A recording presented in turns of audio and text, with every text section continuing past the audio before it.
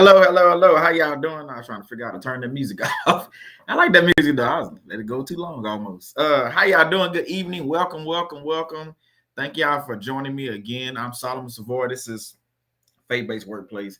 Most of the people that's in here know who this is, but for all you newcomers, any new subscribers, thank you for joining. Being part of the channel. The subscriptions are going up, and thank y'all last week for leaving the reviews on Faith-Based Workplace, and then also on Not Free Living.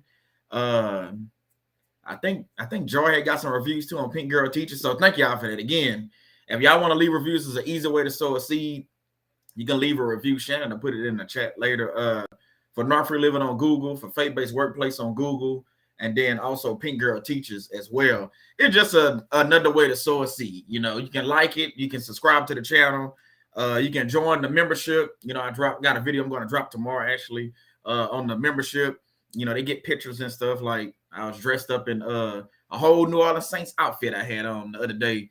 So they got to see that picture. You're a member. So if you subscribe to the channel and then become a member, you can hit the little join button. It's right next to Faith-Based Workplace. And yeah, you can join. You get exclusive videos, exclusive pictures, things like that. Let me see who all in here. Let me see. Let me go through here. Hold on. Let me click this over here. I seen Brother Rizzo in here. How you doing, Brother Rizzo? I seen my sister Joy in here. Joy, thank you for praying for me.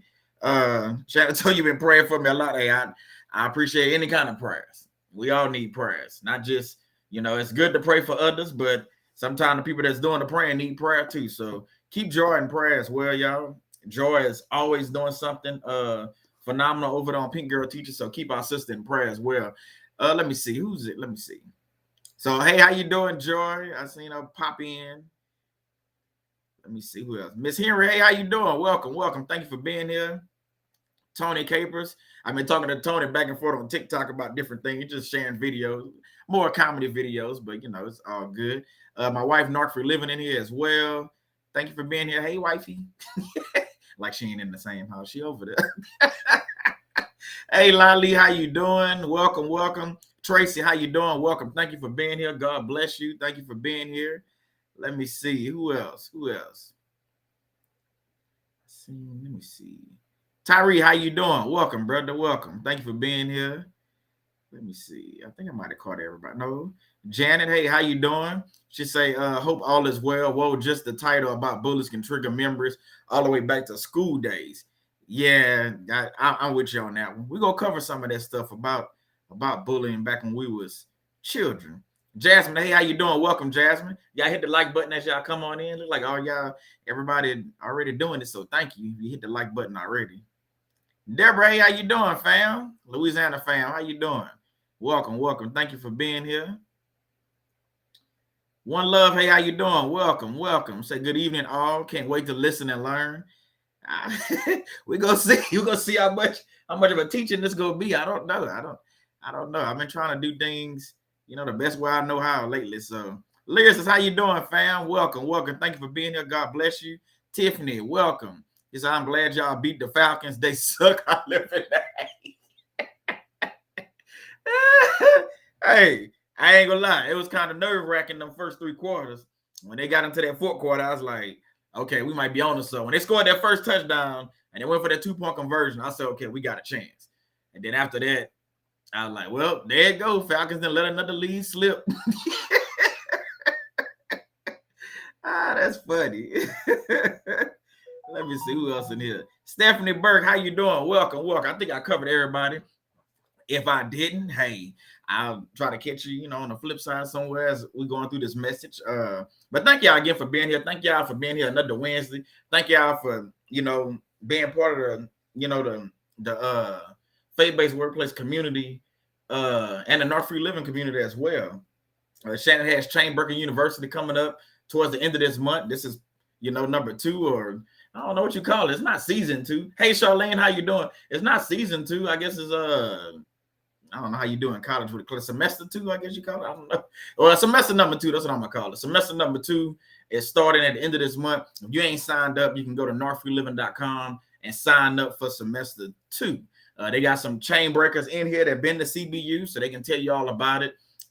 Phenomenal from all the feedback I got and everything I heard. So Don't miss it. Be a part of it. And I'm still going to put together this real estate PowerPoint presentation, workshop, I'm going to call it. I'm going to put that together for next month sometime. So I'm going to work on that this weekend, matter of fact, and get it out the way. I'm going to do it before football come on. The Saints play Tampa Bay Sunday, so I'm going to do it before football come on Saturday and Sunday. And then, yeah, I'll get that put together and let y'all know. I'll put it in the community tab and let you know about that. This message right here, what are we talking about tonight? You know what we're talking about? I can't do that because communications is disabled on this device. I don't know. I ain't even say her name. Device settings in the Alexa app. I don't know why is she talking. I did not say her name. I guess I did. Y'all know who that is. I can't say it again because then she gonna talk again. But she coming in already talking. Nobody talking to her. All right, John. This message: the truth about bullying and narcissism. What should you do? Hey, thank you for sharing that in there. My TikTok. Yeah, follow me on TikTok, man. I drop a lot of videos over there. Hey, how you doing, Mary Jane? Welcome. Thank you for being here. Yeah, follow me over there on TikTok. I drop videos on there daily, actually. Sometimes 2-3 times a day, depending on what's going on. So check me out. But again, like I said, this message is about the truth about bullying and narcissism. I'm ready to go. I got, fresh haircut, beard lined up. I'm ready to go. I'm coming in. Before we even get started, we shots fired already. And Shannon got me this thing right here. You see this? Got a little buzzer. See an X. Got me more stuff to mess with. So I got that. I got sound effects. Got sound effects all over the place. So yeah, that's what we doing. Let me go over the quick announcement. If you want to follow my wife Shannon, all on Instagram, Facebook, y'all know, narcfreeliving.com. You want to get shirts and all that stuff, check out. She got all kind of stuff. I might have take that Clubhouse thing off of there, but because she had our last Clubhouse last week, phenomenal message in that last Clubhouse. Joy prayed that thing, boy. Joy need to go get her a church or something. So I'll go. She just sit there and pray all day. Just go in there and just get you prayed and keep on moving. But Joy prayed over that thing, and then all the women that's part of Shannon thing, they all had awesome messages for the last one. It was really, really phenomenal. You want to follow me? This is all my stuff. I'm actually working on some shirts. I know I've been saying that, but I'm actually working. I should have it within the next couple of weeks. I'm holding myself accountable. So within the next couple of weeks, I'm going to have some shirts, some things that I've been saying. So you can imagine what some of these shirts might say. But I'll put them on the website, and I'm actually going to have one on hopefully within the next 2 to 3 weeks. So y'all be able to order shirts. I've been saying it, so now it's time to stop talking and just go ahead and do it. So I will have some shirts coming soon. My daughter always teases me about merch, so I better get her a shirt as well, and she can have some shirts. But so yeah, we'll be having shirts coming out real soon. So I'll be able to change that out what I have on the website. But yeah, and this is the link to join. You want to join the channel, exclusive videos, exclusive little pictures and things, messages, I do. Well, let me see. Let's just say 1970, none on the run. Oh, Lord.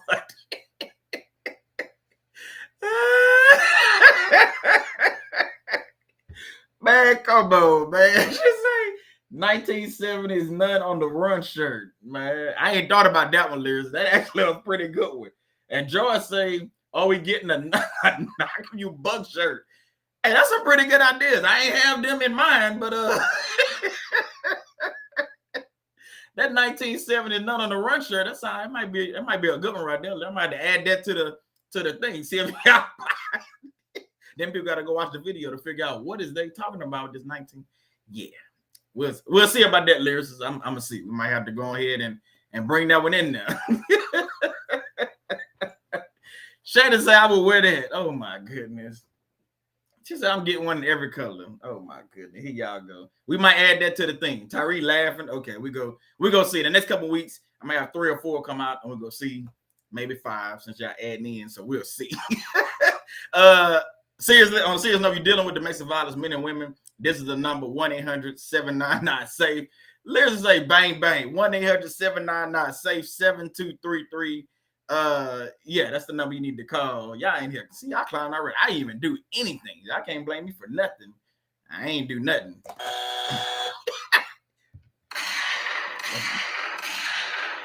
Wasn't my fault. I ain't do nothing. Not yet. I ain't do nothing yet. This message right here, the truth about bullying and narcissism. What should you do? The truth about bullying. Yeah, in the spirit, like my wife say, in the spirit. Yeah, that's what y'all ain't here clowning. I like it though. I love it. I love the family. Y'all come around. Everybody here laughing and clowning. That's what it's about. Like I always say, the thing about narcissist abuse and the thing you have to realize is, you know, we go through it, and then when we come out of it, you don't understand what you just went through, and you just like, man, like what is going on? What is, you know, what did I just go through, and how do you heal? How you find your new family? How you find your new community, and all these different things. So yeah. I like that one, Tiffany. She said 1-800-YA in the name of Jesus. Hey, I like that one. Okay. All right, y'all coming out with all kind of ideas. I'm gonna add some of them to my Miss Ash, you in here. I was already hitting the sound effects, Miss Ash. We got we got all kind of stuff. Miss Ash, we got new. See, Shannon bought me. Shannon bought me one, so it came with a box of 2, so she gave me one. So I'll use that too. I'll use it somehow, some way. How you doing, Miss Ash? But yeah. Okay. So yeah, I was just saying, you know, we go come out with some shirts. I got shirts on the website, but don't go order them shirts right now because I'm about to change all that out. I'm gonna change all them shirts out, put the ones on that I want to put on there, and then I'll let y'all know within the next 2 to 3 weeks, and we'll move forward with that. But thank y'all again for being here. Y'all funny, man. Y'all is funny. Hold on, let me turn this fan on. Hey, I can't.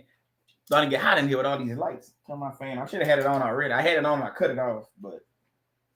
Turn my fan on. It's about to get hot in here. So, yeah, the truth about bullying and narcissism. What should you do? So we're going to go over this and break this down. You know, I like getting on to the nitty gritty, get all the way down. And I'm going to read a couple things out of these books at the end. I'll read one passage, just a daily passage that Shannon bought for me. And then I got something I want to read out of this book as well. It'll be towards the end, but stick around, you know, to the end. Hit the like button, like I said, and join the channel if you ain't joined. It's a real small fee, you know, join. And like I said, you get exclusive videos. You get pictures of, you never know what you might get. Picture of me cooking or whatever. But, and then, you know, exclusive videos as well. But let's get into this message. I don't want to waste too much of y'all time. I ate before I came on, so I'm good. I ain't even talking about food, I don't think. But I'm good, so I'm ready to go. You know, usually I be on here, be getting hungry. But I'm not this time.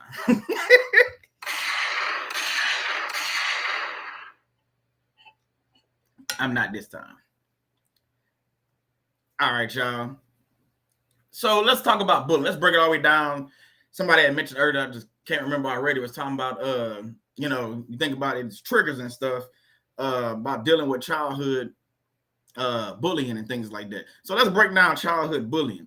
It's unwanted, aggressive behavior among school-age children that involves a real or perceived power imbalance. You can Google that. You can go in the dictionary, and it's gonna be similar, might be a few words different, but that's the basic definition of that. Childhood bullying, again, unwanted, aggressive behavior among school-age children that involves a real or perceived power imbalance.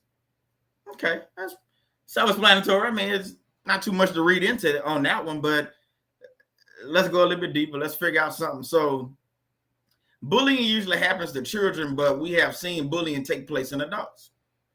That's true. We have narcissists that are bullies, and we have just people that are bullies, and they just love to bully people. No matter if they're adults or whatever, it's just one of those things that they do. Thank you for that, Rizzo. Thank you for that. Yeah, please hit the like button and everything and subscribe to the channel. Thank you for that. So yeah, bullying usually happens to children, but we have seen bullying take place in adults. Let's read the first Bible verse. My help comes from the Lord who made heaven and earth. See, if you realize where your strength comes from, and you realize the person, the God that made you in a particular way, when it comes to bullying and narcissism, I'm not saying it won't affect you, because it affected me, it affected my wife, it affected all you in here, obviously because you're in here. But once you realize that your help comes from the Lord, you know where to get your help from, and that makes sense. See, you can't always go to myself or Shannon or Joy thinking we can help you out of any and every situation, because that's not how it works. See, a lot of times we skip over God. Bad idea. I like this buzzer, Shane. Working already. Right into play. We skip over God and go to a man or a woman and ask them for help when we don't go to God first.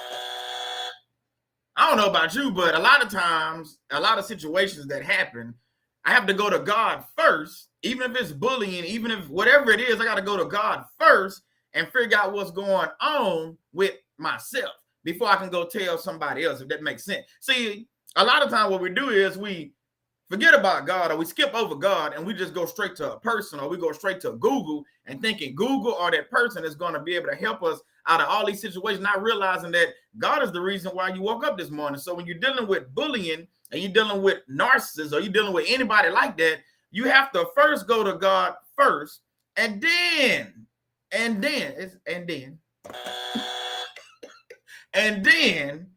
you might go to a person or Google or something like that. See, if you know what you're praying about, you know you're dealing with a bully, you know you're dealing with a narcissist, or you know you're dealing with a narcissistic bully, however, say that 3 times. You can begin to understand how bullying plays a part, and probably played a part since childhood. I'm going to put this up here again. Let's go back. Hold on, that's my thing. Rewind. So, childhood bullying, unwanted aggressive behavior among school-age children that involves a real or perceived power imbalance. Now, a lot of us have been part of childhood bullying. I'm only rewinding because bullying usually happens to children, but we have seen bullying take place in adults. Okay. So we're going back to the Bible verse again, and then we're going to go forward. My help comes from the Lord who made heaven and earth. It did not say my help comes from a bully. It did not say my help comes from a narcissist. It does not say my help comes from a person, a mom, a dad, a brother, sister, cousin, friend, auntie, aunt, whatever name you want to put in there. It does not say that. Now, if your Bible said that, you might want to turn your Bible back in, because something you might want to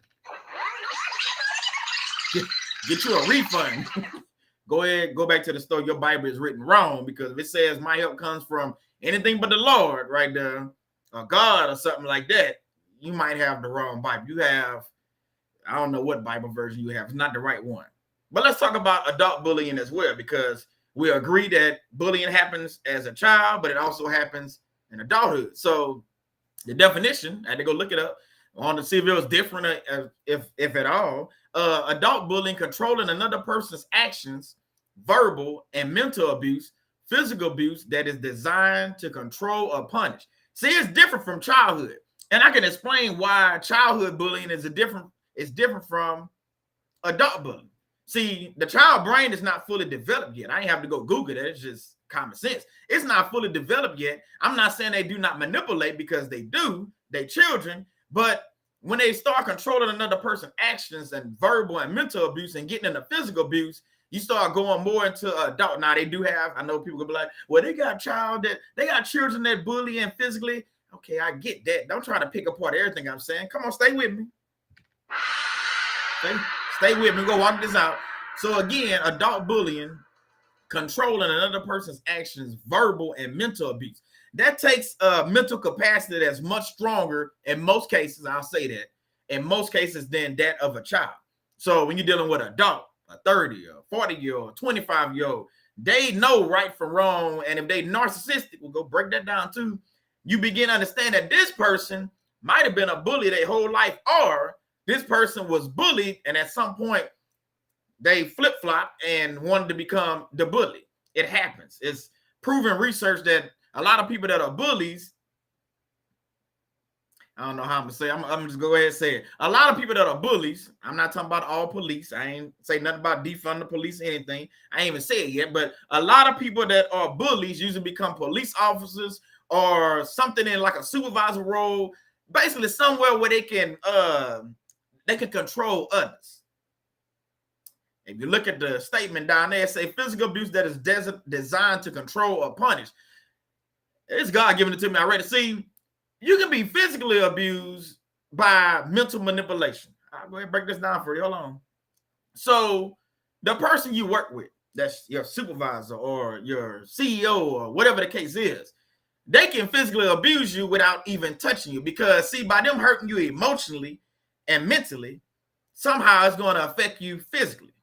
I know you're like, what is Solomon talking about? Is he a doctor? Nah, I ain't a doctor, but if you look it up and you follow what I'm saying, what they're doing with the manipulation and the control, the verbal, the mental abuse, all these things are going to play part on your physical. So it's like this, and I ain't body shaming or anything. Somebody try to take a snippet, but if somebody calls you obese or overweight all your life, at some point or sometime, only one or two things are going to happen. One, you're going to continue to eat. You're going to continue to, hey, how you doing, Violet? You're going to continue to do the things you've been doing and gain more weight. Or two, is going to have a reverse effect. See, it's going to have a reverse effect where you're going to be like, enough is enough. See, a lot of us have been in this manipulation thing since we were children. And it wasn't until we became adults and you start getting bullied by adults, at some point, a light bulb went off. It's like, poof, like, hold on. Something not right. Something not adding up. I didn't seen this bullying from my mom. Yes, moms are bullies. I know y'all like talking about mamas, but let's just be real. They have some bully mothers out there. You have some fathers that bully. You have some siblings that are bullies. Let's just be real. So we didn't deal with that. So we get into adulthood, not understanding kind of what's going on and trying to figure out our way. And that only brings forth, hold on, let me see. I just seen something pop up. I want to make sure I stay on time.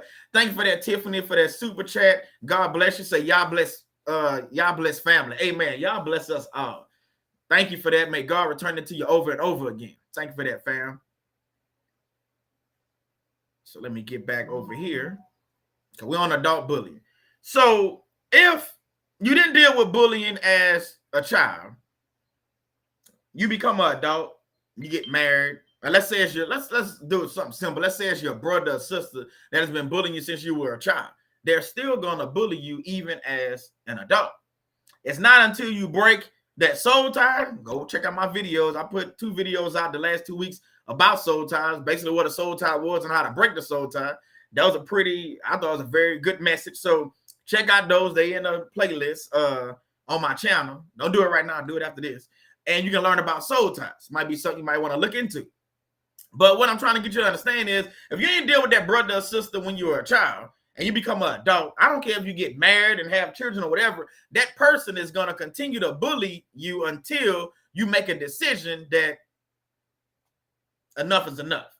Now, that could be going no contact. That could be, a number of things. We're going to talk about a few of those a little bit later. So it just depends on what's going on and how you handle the situation. And if you ever dealt with the childhood trauma or the childhood, in this particular case, we're talking about childhood bullying. If you ain't never dealt with it, you're going to continue to get those same things, just different people. You know what I'm saying? It's going to spew out in different parts of your life. Your own children are trying to bully you. Ask me how I know. Or they'll try.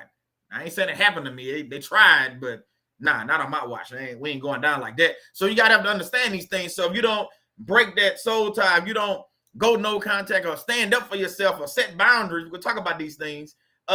These people are going to continue to bully you, and then you're going to get bullied by people in your workplace. So your supervisor is going to see something in you that might be weak or whatever, or they might see a light in you. Sometimes they see a light in, they just want to snuff it out. Either way, that supervisor or that manager or whatever is going to take advantage of you because you used to being bullied.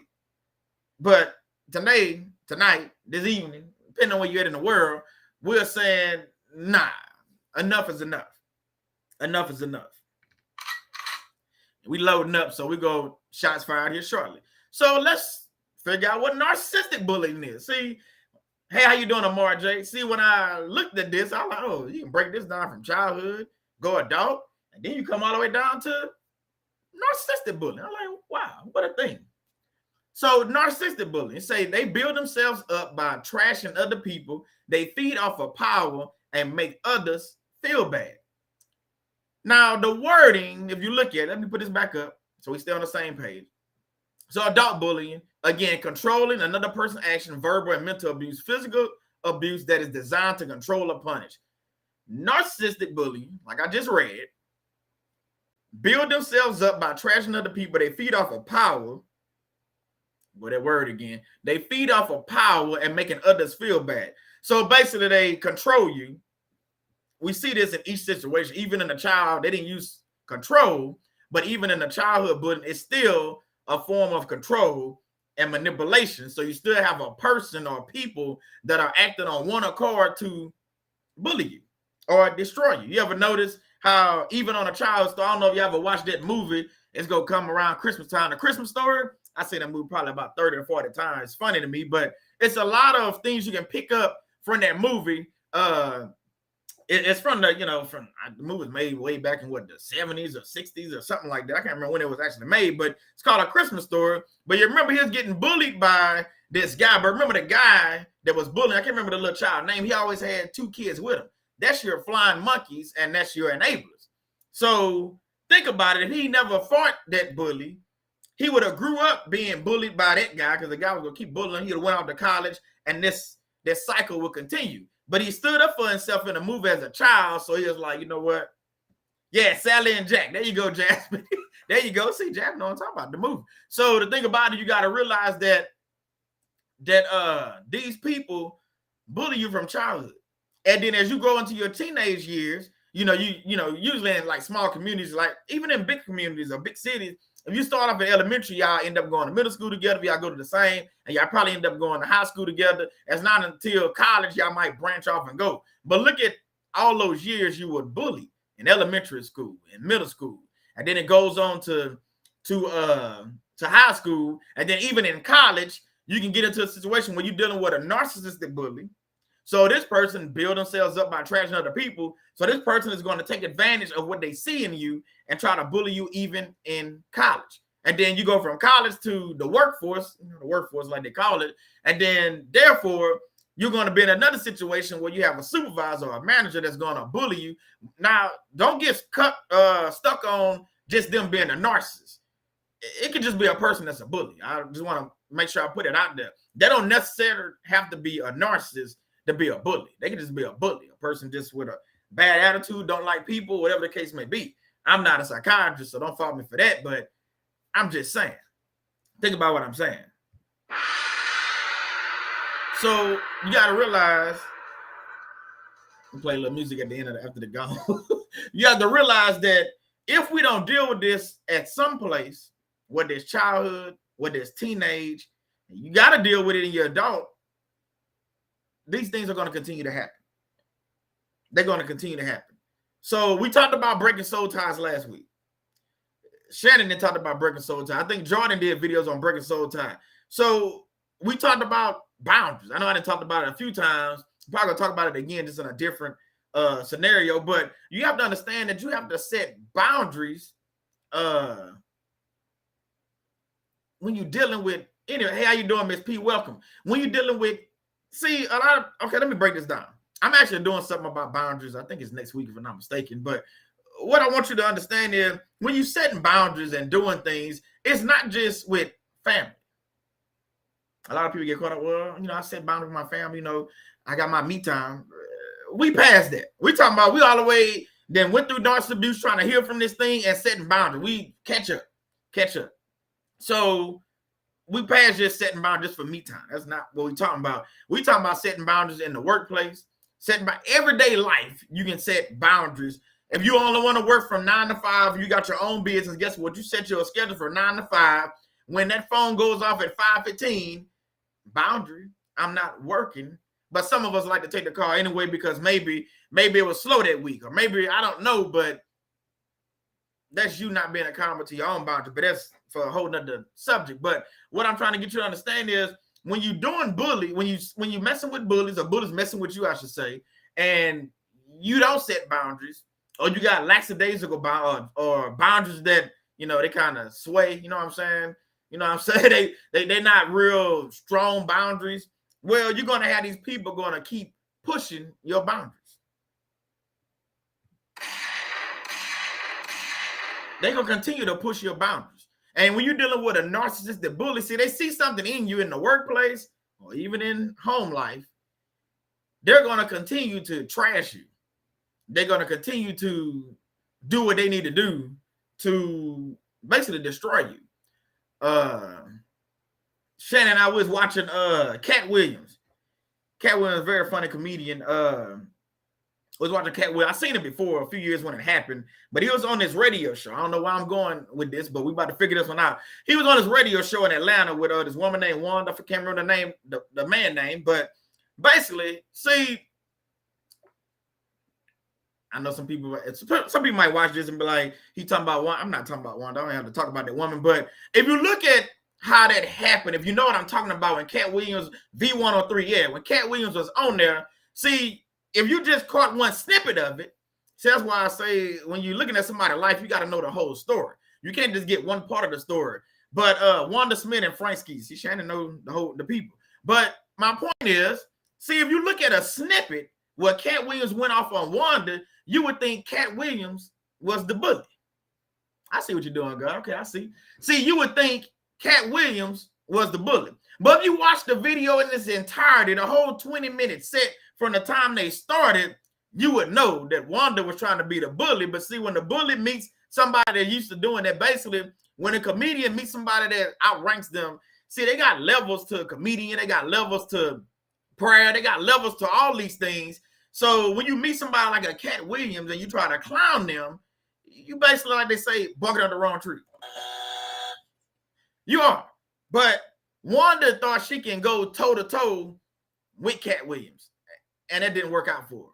So the thing about it, she was trying to bully this man and talk about him and then bring up that the man had been arrested. And he had been arrested multiple times, but everything she said is like what I said before, as childhood as may sound. I'm rubber and you glue. Whatever you say sticks, bounces off me and sticks to you. So Cat Williams, everything she said, as soon as she said it, he just threw it right back at her. And you can see she was getting mad, like she was getting furious. But the thing is, you started this. You started the bullying when the man sat down. You talk about that man hair. You talked about that man cooking. It started off with her actually talking about the man cooking, but he couldn't cook. So it went there. Then you talk about the man hair. Then you talk about, but again, like I said, the thing about it is she was trying to be a bully, but didn't realize you was already outmatched. See, when you step in the ring with, and God is your tag team partner, or God is already in the ring with you, you got to understand that the battle is already won. See, you go say some things or you go do some things, you go try to hurt me, but like I told y'all before, it's like tinks in the armor. Just like, did you just say that? I'm not saying I'm Cat Williams by any means, but I used to be that guy that I can clown anybody. I still can clown anybody. I just choose not to. But the thing with Wanda, how she is, like Shannon just said, Wanda is big in Atlanta. That's it. So Wanda thought that just because she was on this radio show, how many years she been on there, and just because she was a hit in Atlanta, that she can go toe-to-toe with Cat Williams. And she thought she can bully this man and talk to him. You know, he's a shorter guy. I'm pretty sure she's taller than him or whatever. So she thought she can go at him.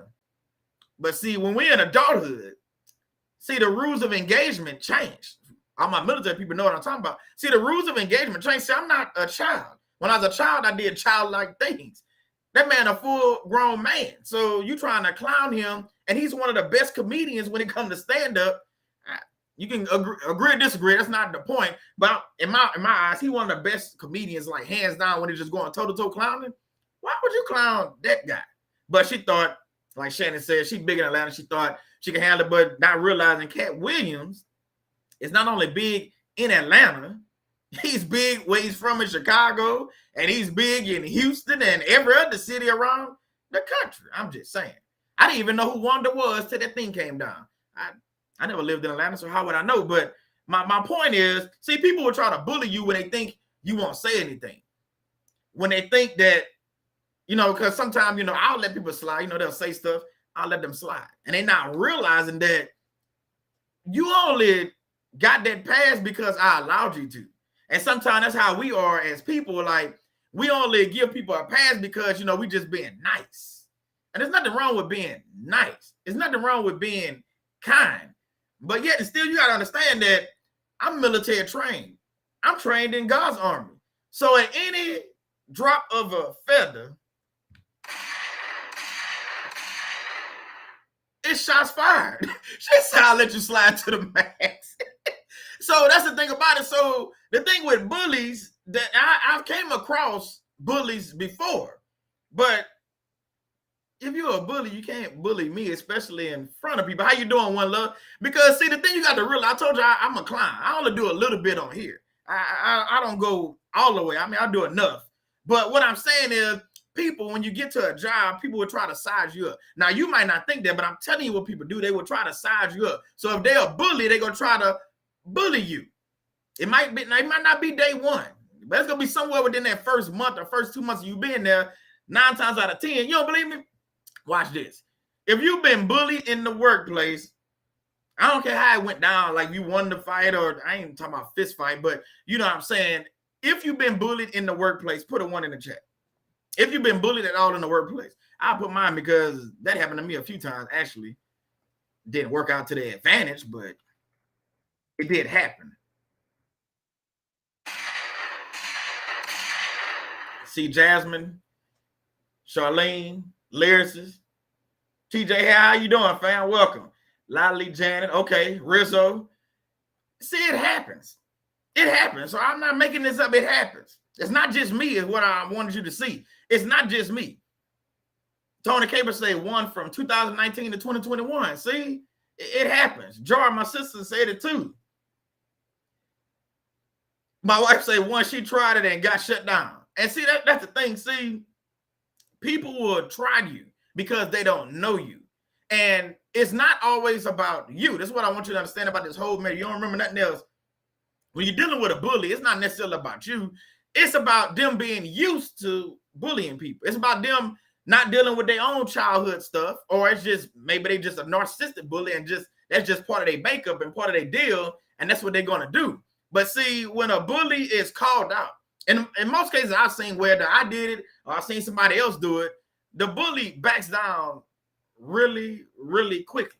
I'm not making this up. I mean, but what it is, the bully has built a reputation, like by name. So you can go in certain places like, yeah, don't mess with certain man. They crazy or whatever. They rah and all that, and they'll clown you and try to do all this stuff, and you know they just a bully. So on coming in, it's already you already assume that okay, this person is going to be an issue. They're going to be a problem. So you're already in the back of your head. You already in some cases you might be kind of scared of that person or don't want to deal with that person or whatever. But God didn't give us the spirit of fear for one. So you're going to have to deal with that person one way or the other is what I'm saying.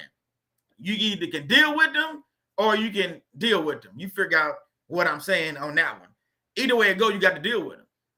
You can deal with them head on, or you can not deal with them and run around and, you know what I'm talking about. You know, they get to work at 8, so you'll come at 7:30, so you miss them, and they get off at 4, so you go walk out the door at 3:50. So you know what I'm talking about.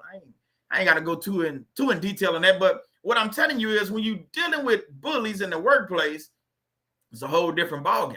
Because you got to realize this person is probably bullying their own family. I ain't saying have sympathy on them by any means, but what I am telling you, they probably bullying their family. So they think they can come to work and do the same thing because they're a supervisor. And not all the time they supervisors. Don't get caught on that. But they think they supervisors or managers or whatever. So they think they can talk to you however, whenever they want to. But see, if you come in there with boundaries and come in there in your God-fearing spirit and let them know from day one, look, you know what I'm talking about. You sitting down for the interview or you sitting down like your first day, they ask you kind of what you expect out of the company. Well, I expect, y'all gonna say whatever, pay and all that, but we're not talking about the pay and all that. We talking about what you expect out of the company. Usually people gonna say something about culture. They're gonna say good work-life balance, things like that. But I think what we need to start saying, I want to make sure I'm working at a place where you ain't gotta say narcissism, but you can say it in a way that they understand what you're saying. I want to make sure there's no bullying going on. And I didn't catch it all, but I seen something about sexual harassment. Make sure no sexual harassment going on. You can ask that in the interview. And by the company, they got to kind of tell you, hey, this our numbers. And, if they want to, they can, break this down and get your numbers. And I might not have it right in front of them, but you get what I'm saying. So you can ask them, those things or tell them that's what you expect out of a company. I do not expect to be bullied. I do not expect to be sexual harassed. Do y'all have something in place for bullying and sexual harassment in the workplace? And that should open up the door. Hey, how you doing, Dr. G? That should open up the door for probably some conversations. They might want to know if you dealt with that before. That's neither here nor there. I just want to make sure that this place of employment doesn't have bullies and I won't be bullied. And sexual harassed in my workplace, and men do get sexually harassed in the workplace too. So let's just put that out there. I'm just saying. Just saying. So do you see the difference from the child bullying to the adult bullying to the narcissist bullying? You should see a slight difference. See, childhood, like I say, the brain not fully developed. So, you know, it's a child. You know, you're doing little stuff, take your lunch money or whatever. But it's a difference, but it's not so different. Let me explain. See, the child, let's say they just beat you up and take your lunch money. That's physical.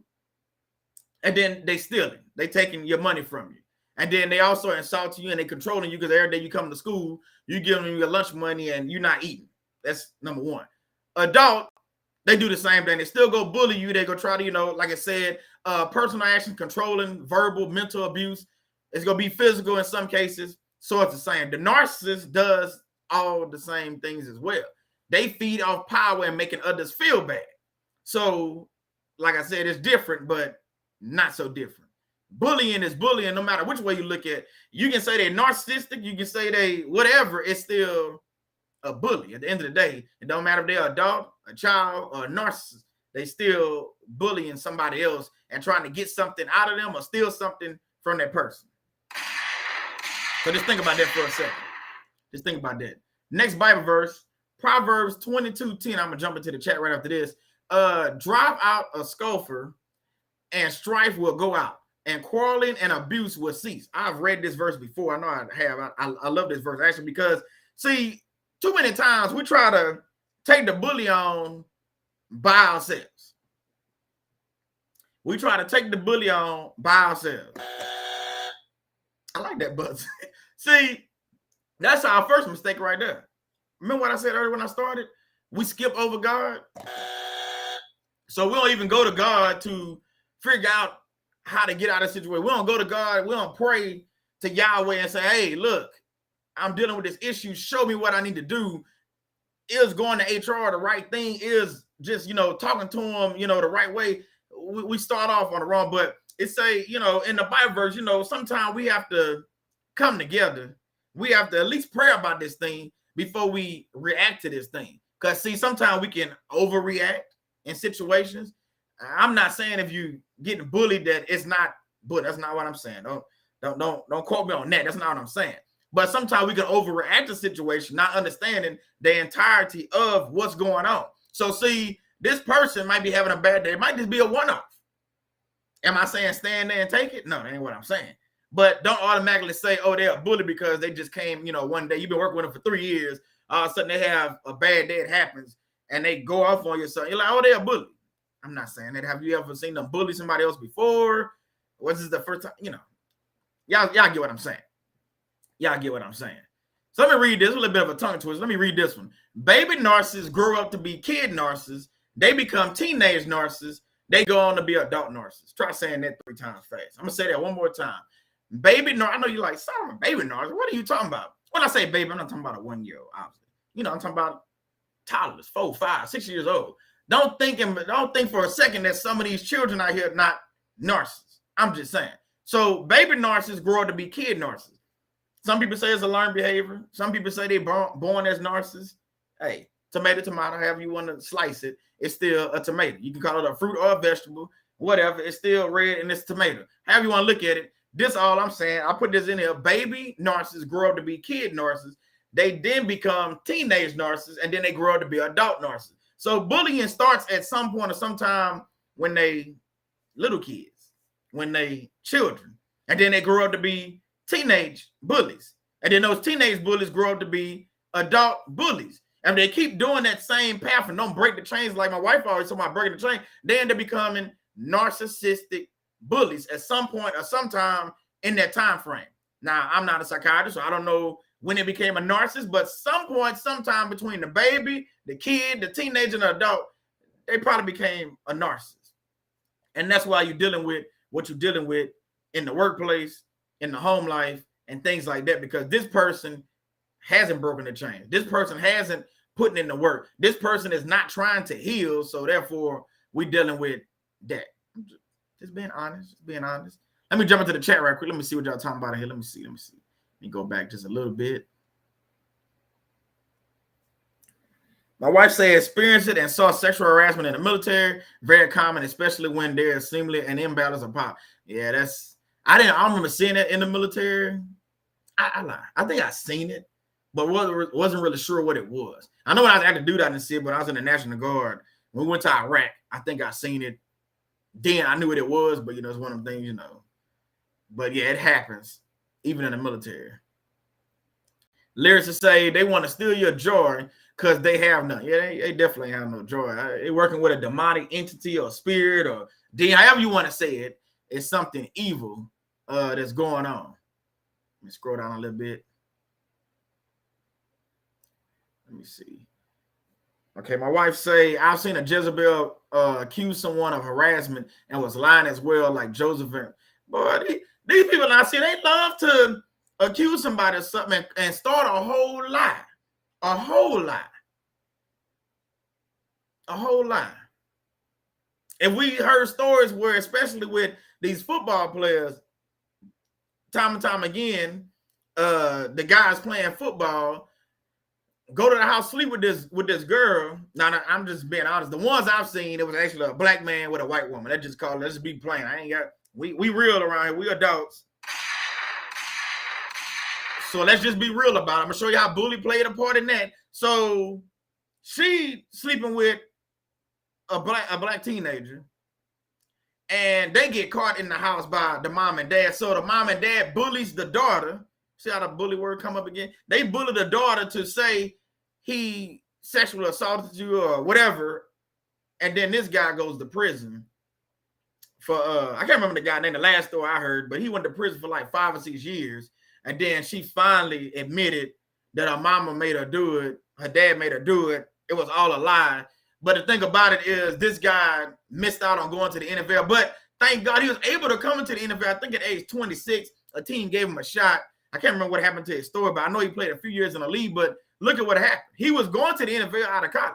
But by her saying and her mom and dad bullying her to say, hey, that guy, he raped you or he did something to you, that's what we're going to say. And it destroyed that young man's life. And we heard these stories.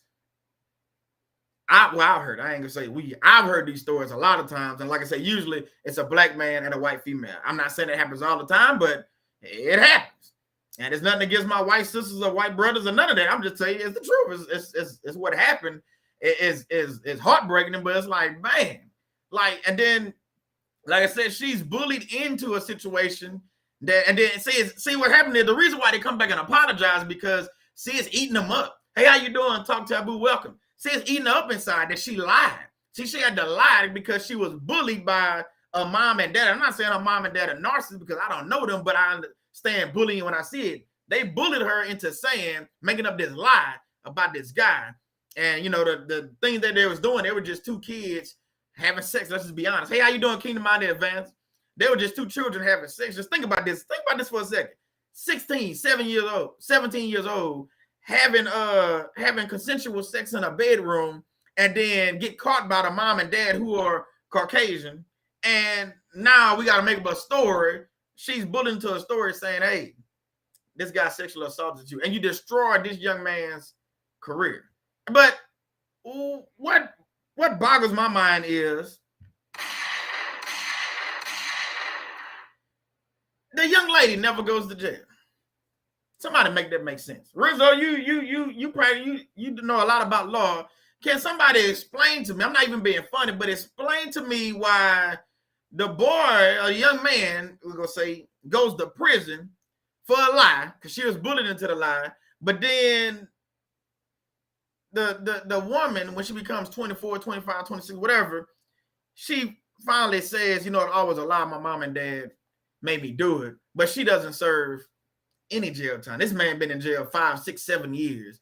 Football career destroyed, or whatever, career they was in, or whatever it is, but they life destroyed. Even they wasn't gonna play football. So I just can't wrap my mind around that. Why she don't get in trouble? Because to me, and we just being honest in here, can we be real? I'm just gonna be real with y'all. To me, if she admitted to lying, I think she should go to jail for 6 to 7 years. That's just me. A lot of people go disagree, but you lied. I understand your mom and daddy might have made you do it. Some cases the woman just lied because they got caught or whatever. But my thing is that young lady needs to go to prison as well.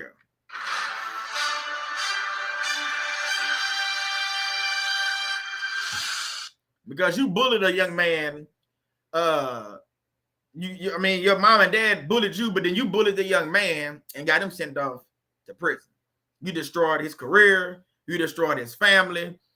Everybody thinking he's a rapist. Kind of find out, oh, well, I just lied because, you know, my mom and daddy caught us having sex and I didn't want them to know I was sleeping with black men. Are you serious? That's why, you know, hey, don't get me started on all this stuff, but that's for a whole nother message. But my thing is, nah, that don't make no sense. Let me see. Rizzo said something down here at the bottom. Let me see what he said. He said, the court system accepts lies as if they were truths. A person can be charged with filing a false report, perjury, and are eligible for a few other criminal infractions. I need to see that happen, Brother Rizzo. I need to see that happen, especially when she come out admitting that she lied about this situation. I need to see somebody need to file something on her, because think about it. She didn't go to jail. She was just in the news for that brief time, and then everybody, you know, was focused on the young man because, oh, he was getting ready to go to the NFL. He was getting scouted by, you know, the Saints or whatever, you know, whatever team. He was getting ready to go to baseball, and they just remember that young man for that amount of time, and then they label him as a rapist. So now he's bullied in prison for being a rapist. He's bullied, you know, them 6 years of his life. It's not until she come back and tell a story, the truth, and says that, no, it's a lie, then you don't see him getting apologies and stuff. I don't know. I'm just saying. You don't see him getting apologies saying, oh, man, I'm sorry. I called you a rapist back in the day. Man, come on, man. Being called a rapist as a man, let me tell you, that would destroy you, especially if it's a lie. Now, if you did it, you did it. I mean, you need to go to jail. I'm one of them people. You did it. You need to go to jail. But if somebody lied on you and called you a rapist, they bullied you and pressured you and said that you a rapist, nah, man, that's not right. That person needs to go. They need to go to jail. For how many days I served in jail, whether it was 2 days or 20 years for a lie that you told, nobody care about, well, I got a family now. What's your point? That's what they try to say. Well, I got a family now. I was younger then. That man was young too. So I don't want to hear that's all lies. But anyway, my sister say people who tell those lies destroy lives and also make it difficult for actual victims to come forward. And that's my point right there, sis. See, they lied on these people about rape and all this stuff. And then they make it harder for the women that's really getting raped or abused or whatever. Because now I'm looking at it like, well, I'm supposed to believe her because I'm just saying. Because I just heard a story just like it, you know what I'm saying, the other week. So now you coming out with this. So people are like, well, I don't believe that because the other girl said she was like. So, you know, yeah, you're right about that, sis. You're right about that one. Rizzo said the prosecutor has to have the courage to enforce the law. But yeah, they ain't got no courage. They no courage at all. What's that on the on the Wizard of Oz? The one with no heart or whatever? They ain't got no heart. Heart pump Kool-Aid. Got no heart at all. My wife said that's like with the Mateo, yeah, the guy she did a video. The person lying ruins the person's life and get off basically scot-free. Now we know y'all handles them. Yeah, see, that young lady, well, no, that ain't no lady. That was a man that did that to Mateo, and he changed himself into a woman, whatever. Basically got away scot-free, living his life, out there learning how to do hula dance. Man, go sit down. Go sit your behind down somewhere, fool. Go sit down. You destroyed that man. Because see, real quick, and Shannon talking about this real quick, what she did with him, she destroyed that man's life, but she messed him up out of millions of dollars. See, if you get drafted, I don't know if y'all know this, a lot of people don't know, Rizzo and other people might know, but see, in the NFL, if you get drafted in the first round, especially in the top 10, you guarantee, well, now the way they do, you guarantee so many millions of dollars. They used to not do that, but they changed it now. You guarantee so many millions of dollars, especially if you go in the first round. When you start getting drafted in the second and third round, you don't get that same cut. I think he didn't get drafted into the third or the fourth round because of what she did. All of a lie, made up story and destroyed that boy. So he got screwed basically out of millions and millions of dollars. I ain't talking about no 2, 3, million. Think about the endorsements and stuff he was about to get into. He got screwed out of all that money. That's all I'm gonna say about that. All right, let me jump back into this mess. Let me jump back in. Where were we at? Let me see. Oh, yeah, that's where I was. So again, baby narcissists grow up to be kid narcissists. They become teenage narcissists, and then they go on to be adult narcissists. Let's just call a thing a thing. So you ever wonder why your supervisor loves to bully people? The answer is not that simple, but maybe they have not dealt with childhood trauma. Maybe that's just a maybe. Maybe your supervisor got issues. Maybe your supervisor dealing with stuff at home. Maybe your supervisor dealing with a Jezebel spirit at home, and maybe they're Ahab coming to work. And yeah, notice I said Jezebel spirit. I didn't say Jezebel woman. So what I'm saying is, if you think about this, you got to follow me. Your supervisor could be man or woman, but they're dealing with a Jezebel at home, man or woman. Okay, let's get that out in the clear. So they only coming to work to bully you because they're dealing with all this stuff at home. So they, you know, if you understand what I'm saying. So they come to work to bully you and do these things. Now, are they actual narcissistic bullies? Maybe not. But they still bullying you because of what they're dealing with at home. That's something they got to go check that at the door. We used to have this one job, well, a couple of jobs I worked at. They say you check all your stuff at the door because any issues you have, like with your wife or your husband or, you know, personal issues, a lot of jobs I worked on, especially when I was in the working in the oil field and stuff, you had situations where it's dangerous, especially when I was offshore working on rigs. I mean, I was safety and I was doing a couple other jobs where I wasn't safety. It's some dangerous things go on. So if your mind not right, one false move, you can do a lot of damage on, especially on a rig or a well site or anything like that. And a lot of jobs are like that. You know, think about if you're a doctor and you know you're a surgeon. I'm saying like a heart surgeon. And you got a narcissistic Jezebel at home and she's bullying you and doing all these things, then you going to work and you got to do heart surgery? I don't know about you, but I don't want that doctor working on me. Nah, I'm good. Let me wait for the next guy because this guy right here got issues. You know, he got a Jezebel at home and she controlling him and bullying him and all that stuff. Nah, I don't need that kind of surgeon in my life. Not cutting me open, trying to do something on my heart. Nah, I'm good. I'm good. I'll pray about it, but I don't want you as my doctor. I'm just saying. So moving forward, don't be bullied by the bully. That's what we have to stay in focus. We have to remember, don't be bullied. Don't be bullied by the bully. And I've already discussed some of these things. And that leads me to this. What I'm going to read over here. Hold on, wait. Let me see. Something just popped up. Let's see. Where is it at? My wife said, no, thank you. You don't want that kind of search?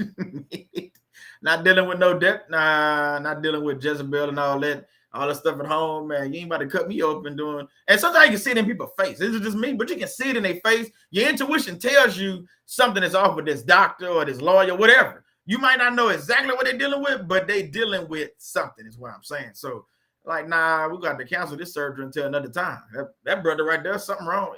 Something off. That's what I'm saying. Something off. I went for the pop-up over here, but Charlene says, thank you for being a member for 2 months, Charlene. God bless you. She said, yep, my last supervisor tried to bully me. It happens in the workplace a lot. I don't know why it didn't pop up on this side, but I don't know why I don't see it. Well, okay. Yeah, she said, yep, my last supervisor tried to bully me. This happens in the workplace a lot. That's why I started faith-based workplace, actually, because of bullying and narcissism and stuff like that, because people don't talk about it. They only talk about it after they get fired or after they quit. Then they want to talk about it. But when they're in the position, nobody wants to stand up and say anything. You ever notice that? They're in a position, they're getting bullied. They telling their coworkers that cannot help them. You should be going to human resources and going to EAP and stuff like that, but they telling their homeboy, their homegirl, man, you know what he just told? They can't. Now, they really can't even be a witness, but they kind of sort of can, because on the safety side, when I used to deal with that, you can say, well, I told such and such. They like, yeah, that they did to me, so that will come into play. But you have to go to the right people sometime. Yeah.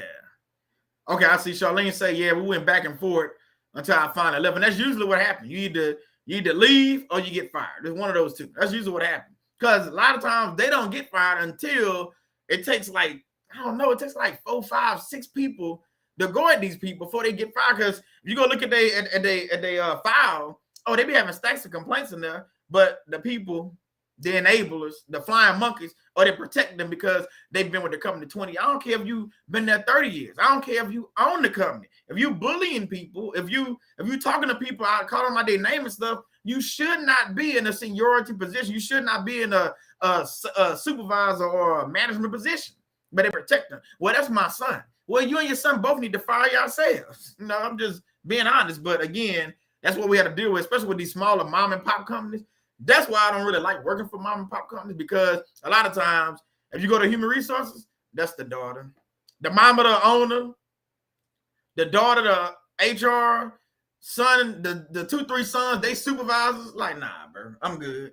I don't want to work in y'all little family. I get it. Y'all got some good reviews, but when I start reading down to them 1-star reviews, because when you go look at reviews, speaking of reviews, y'all go ahead and leave a review. Keep saying, I saw me remind myself, leave a review on Narc Free Living if you like the content, on Pink Girl Teachers, and then go to Faith-Based Workplace as well and leave a review. It all helps out. It all wash out. Y'all see. But yeah, mom and pop things, I don't like working on them because of that thing what I just said, because you gonna deal with a couple bullies in there because they all gonna take up for each other.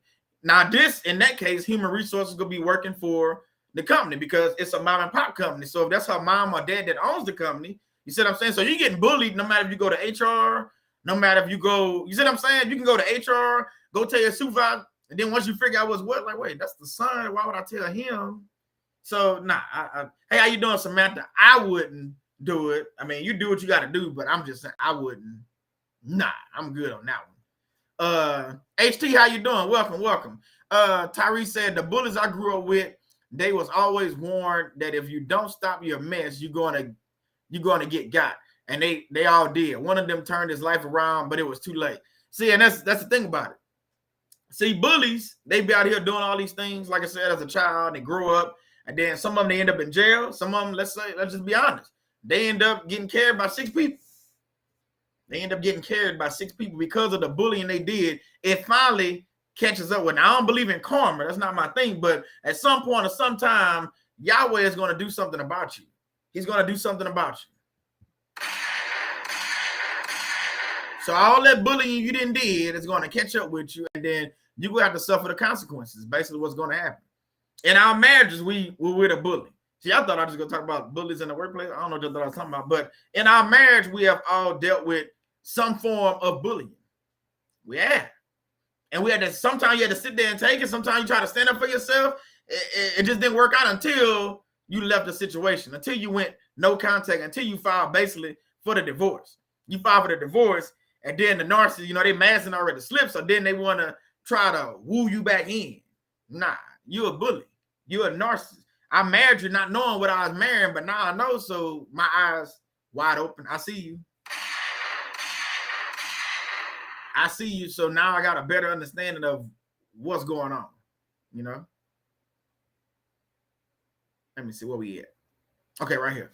Okay, real quick, I'm not going to go too deep into boundaries, but you have to set boundaries even with bullies. I mentioned this earlier. You have to set boundaries even with bullies. You have to set boundaries even with bullies.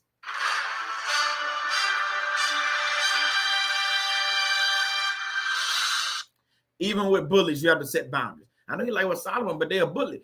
Even, I'm going to say it again, even with, y'all say it with me if you listening to the sound of my voice, even with bullies, you have to set boundaries. Why am I telling you that? Because if you don't set boundaries with the bully's going to do what the bully going to do. See, if you set boundaries, not a bully got to realize, got to understand, he or she got to, like, not they got something to think about, like, okay, Solomon said he don't like cursing around him. He don't like sexual jokes. He don't like this, that, and the third. You know what I'm saying? He don't like yes men. So he said all this up front. So now either I got to come at him another way or I'm just not going to deal with him at all. Just don't deal with me at all. I don't care. I ain't got to. Hey, we just work together. That's why I got a video a while back I did when I first started the channel about just because we work together don't mean we friends. No, we're associates. A lot of people try to be friends at work. I'm not saying you can't make friends at work. I said this before and I said it again, you can, but a lot of times I don't. A lot of people I work with, we not friends. They either try, or they'll go bully me, or clown me, same thing. And then see, because it's at work, see, there's something you got to realize about me. I ain't talking about you, I'm talking about me right now. See, in the workplace, I do my job. I do, do what's expected or go above and beyond or whatever the case, but I'm there to do a job. I'm not necessarily there to make friends. But some people, because I was quiet or when I'm quiet at work, they think, oh, well, I can just tell him whatever, or I can try to clown him. And then see, that's when, bad idea. You made a mistake because, I love that thing. You made a mistake because, see, you didn't realize that I was being quiet because I wanted to. I wasn't clowning with y'all because I didn't think y'all jokes was funny. Am I saying I'm the funniest person in the world? No, that's not what I'm saying. Don't misunderstand what I'm saying. But what I'm saying is you thought that my quietness, you took my kindness for weakness is basically what I'm saying. And that was bad idea. See, you thought that you can bully me because, well, Solomon quiet. He ain't gonna say nothing. He just kind of work. All he says is hi. You know what I'm saying? He speak to everybody. He ain't gonna say nothing. Or I'm nice with the clowning. Or let's just put that out there. With the clowning, I'm real nice. You ask anybody when I was in the military, it was nothing for me to have 15, 20, 30 people. I'm not even making up the numbers around me while I'm just clowning. I wouldn't be clowning a particular person. I'm just saying just clowning or cracking jokes. Sometimes we clown each other, but it's nothing to have that many people around us. But in the workplace, those people didn't know me like that, but they thought, well, I can just tell Solomon whatever. I can threaten him or talk to him crazy. He's not going to do nothing. And then when the real Solomon stood up, because see, you was getting the I forgot the name of it, but that wasn't the real me. I'm just in the workplace, so I'm just doing my job. So when you got the real Solomon to stand up,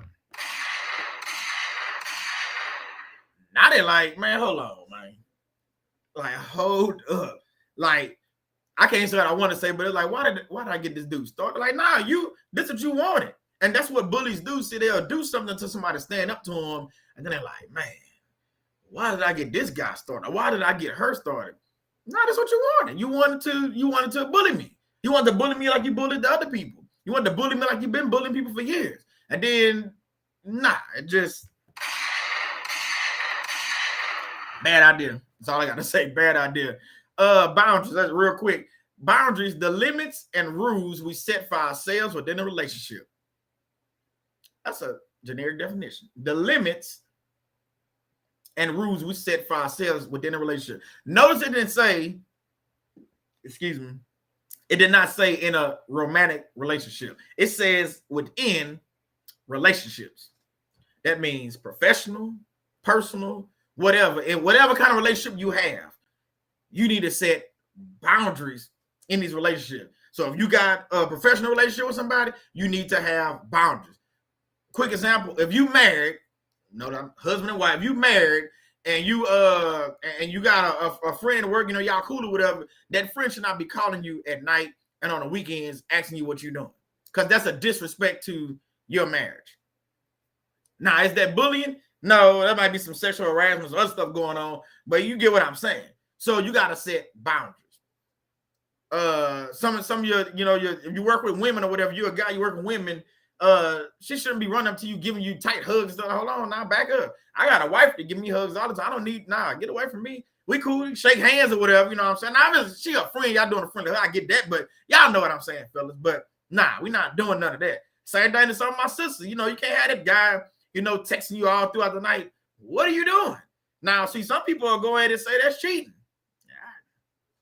Hey, depending on what the text message say, I don't know, but you get what I'm saying. So they text you at 2 o'clock in the morning, what you doing?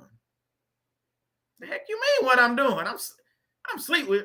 My phone goes on do not disturb after 10 p.m. So good luck on texting me or calling me at 2 a.m. in the morning. I ain't gonna work anyway. And I don't get my phone number out like that anyway, but you get what I'm saying. So you have to set boundaries with people so they understand where you stand. So if you don't like talking, like I said, if you don't like rap music or you don't like, cursing or you don't like sexual jokes, you say that up front. So you got to nip that in the bud from jump. You got to tell them that first time you hear that joke, hey man, look, I don't do that. I don't like that kind of, talk. One of these women walk by and they say, oh, look, she got a big butt. Like, man, hold on, bro. Especially like me, like I used to be in like a manager position when hold on now, bro. Don't do that around me. Y'all do that over there. Don't do that around me, because I'm not about to get caught up in y'all shenanigans. Now y'all want to sit now. If you want to try to bully me at that point, we about to be like two bulls in there. We about to lock horns then, because now we got an issue. Especially if I'm a manager, and then even if you're a manager, it doesn't matter. It doesn't matter. See, some people think, I'll tell you what happened at one of my jobs. I think I shared the story before, but this guy thought he can bully me because I was a manager. Bro, you're a manager, and I don't report to you. See, he had people that did report to him, but I wasn't one of them people. So me and him had to have a powwow, and I was like, bro, look here. I don't know who you think you talking to or whatever, and why you think you can just talk to me crying. I say, well, bro, you got one more time. You got one more time. Matter of fact, you got no more times to talk to me crazy, because we about to have an issue. So I had to talk with him, and I had another guy. He was a manager, and he called me. What happened after a meeting? He called me to the back of the warehouse. Bigger guy. I don't care. Size don't mean nothing to me, but anyway, bigger guy. He called me to the back of the warehouse. Just me and him talking. This guy tried to raise his doggone voice at me. I said, "Oh my God." See, one thing, pointing at me and hollering at me, that's a no-go. People in the military know Shannon on top. That's a no-go. No-go. Nah. Let me hit that twice. Nah, don't do it. So he tried to holler at me. I said, and before I knew it, I snapped. I said, bro, I matched his level, but I brought it back. I said, bro, who you think you hollering at? He was like, so I said, bro, just me and you in here.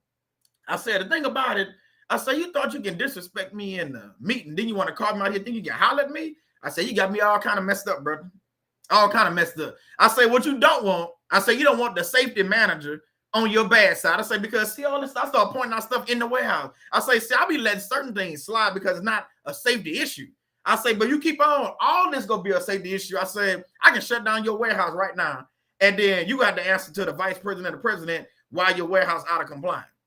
And see, when you know you're still, see, a bully can't bully you. He's trying to bully me. He thought he was going to holler at me. I say, bro, I ain't one of your drivers. See, he talked to his drivers a certain way. I like, bro, I'm not one of your drivers. I said, I'm a regional safety manager. I said, I don't report to you. You don't report to me. I say, but I am not one of your drivers. I said, you holler at me one more time, we going to have issues. And he never, after that, he was cool. He was cool. He never, big old guy, he never raised his voice or none of that. But again, you have to know when and where to stand up to a bully. You can't just allow these people just to run over. You can't do that. That's why you set them boundaries. So I set that boundary then, because we had conversations before, but he never hollered at me. So when he hollered at me, I set that boundary like, bro, you ain't gonna holler at me. I said, I didn't holler at you, you're not gonna holler at me. I mean, I raised my voice when he did it, but I said to that point, I never hollered at you. You're not about to do that, bro. But yeah. So moving forward, you have to analyze the situation, and then you got to take action. So a lot of times we're in these situations with a bully, especially in the workplace or even the home life, we don't analyze. We just off the rip. You want to go off on. I'm just saying, just take that time. We call it 5x5 in safety. You take 5 steps back, and you take 5 minutes or so, or you need 5 hours, whatever the case is, to analyze the situation. Because then you can think and understand, this is what I'm dealing with. Then you go ahead and act on it. That makes sense. Call it 5x5. It's 5 steps back, and then you take 5 minutes or 5 hours to figure out the situation, and then you move forward. So when you're dealing with a bully, see, you take that 5x5. Sometimes you can't do it. Don't get me wrong. Sometimes you can't. Like the situation I just told you, I didn't have 5 minutes or 5 steps to take back, because as soon as the dude holler at me, I just like, oh, you want to go there, and just let it off. But yeah. So, but sometimes you gotta, analyze the situation when you can, and then you take action. Because your action might be, let me go report this person to HR if you in the workplace. If it's your husband or your wife, you analyze the situation, and then you can go talk to her and figure out, wait, what did you mean when you said this? Or what did you mean when you did that? Because I felt like you were trying to bully me. And then they can explain it. So if you know your husband and wife is not a bully and you've been married to them, obviously like, okay, that's a little bit different. If that makes, I hope that's making sense. Stephanie said, 5x5, that's good advice for a lot of situations. It is. Like I said, it's the same thing we had, 5x5, we had cards and everything. You take 5 steps back, and then you take 5 minutes. You just say 5 minutes, but if it's something bigger, obviously you take 5 hours or whatever, and you analyze the situation. And then you go back into it, because if you don't, in safety, somebody gonna get hurt or, fatality or something like that is gonna happen. So we take that 5x5, especially when, like, Everybody don't agree with the situation. Okay, let's talk about this. Let's take a few minutes. Let's talk about this. Because if somebody feel unsafe about what they're about to do, we don't need to do it. We need to figure out why they're unsafe or why they feel unsafe, and then we can get to understanding how we can correct that situation. So, yeah. 5 by 5. So we can learn stuff about narcissist abuse even from a safety standpoint as well. Matter of fact, go check out my video on the root cause of narcissist abuse. Root cause is a safety term that we use on getting the root cause of accidents and incidents. But I took that and flipped it and made it about narcissist abuse. So check out that video. It's on one of my playlists. So just remember that God can change any situation. So don't give up, because that's what the narcissist wants. Now, in certain situations, like Charlene said, you gotta leave work. You gotta do what you gotta do. But in some situations, you gotta, you take these things to God and pray about it, but then don't give up on it just because, the narcissist keep doing this, that, and the third. Especially in the work situation. I'm talking about at work now. I'm not talking about even in the home life. Home life, you gotta do things a little bit differently because you married to them. Man, boy, bye. Girl, bye. One of those things. So you have to understand that situation. But like I said, if you're dealing with a workplace situation, go to HR, go to EAP and all these things and figure out if they got a solution. Now, once you do that, and you do it probably a couple of times, I know Jasmine and talked about that a few times. Jasmine, talked about it. You got to make a decision. Do you want to keep going to HR?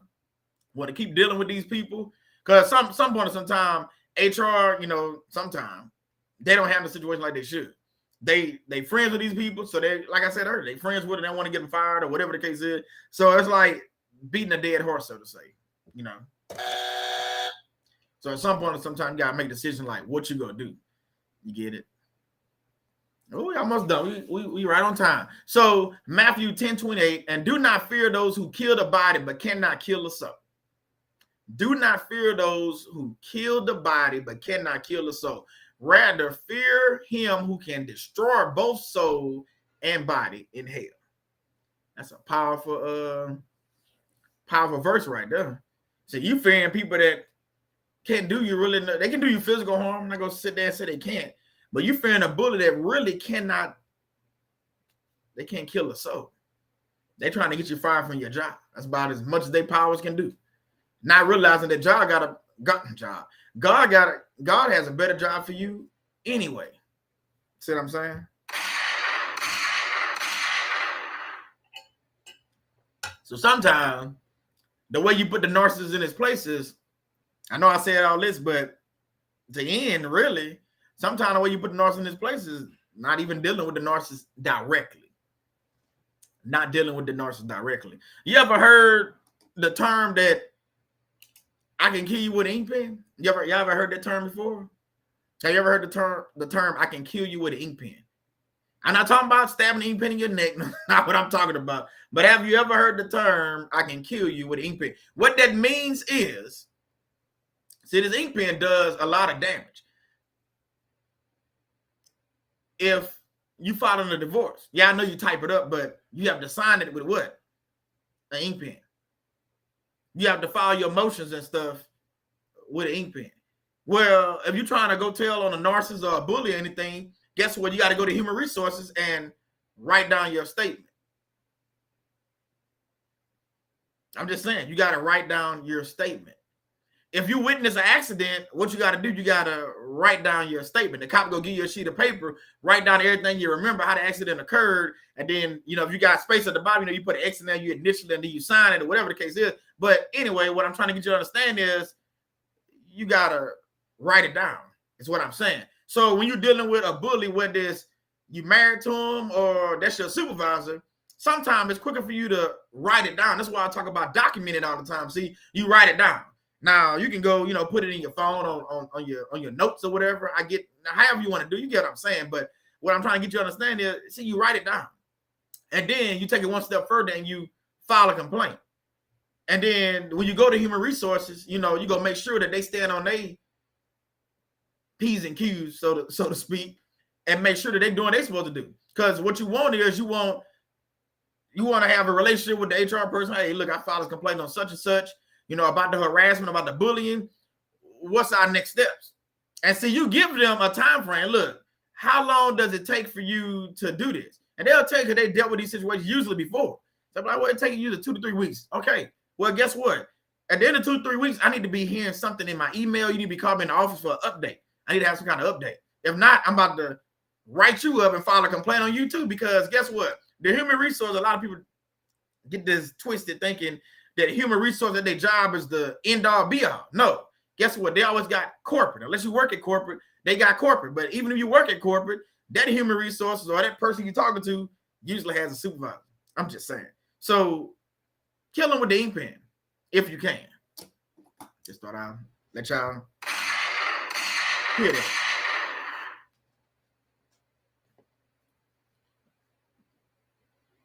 So let me see. So not all bullies are narcissists, but all narcissists are bullies. Not all bullies are narcissists, but all narcissists are bullies. Just think about that. Shannon has said that before. Let me see. Let me go through the comments real quick. I got a couple of things I want to read, and then we about to get out of here. Let's see. Let me scroll up. Let me see.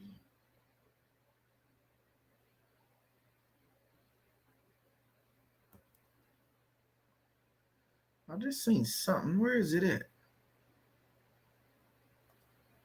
Oh, let me read Lolly. Oh, she's talking to Shannon. She says, okay, hold on. That ain't what I wanted to read. HT say you can password lock your notes in your iPhone. That's good. I think you can do that on your Androids too. I think you can lock them.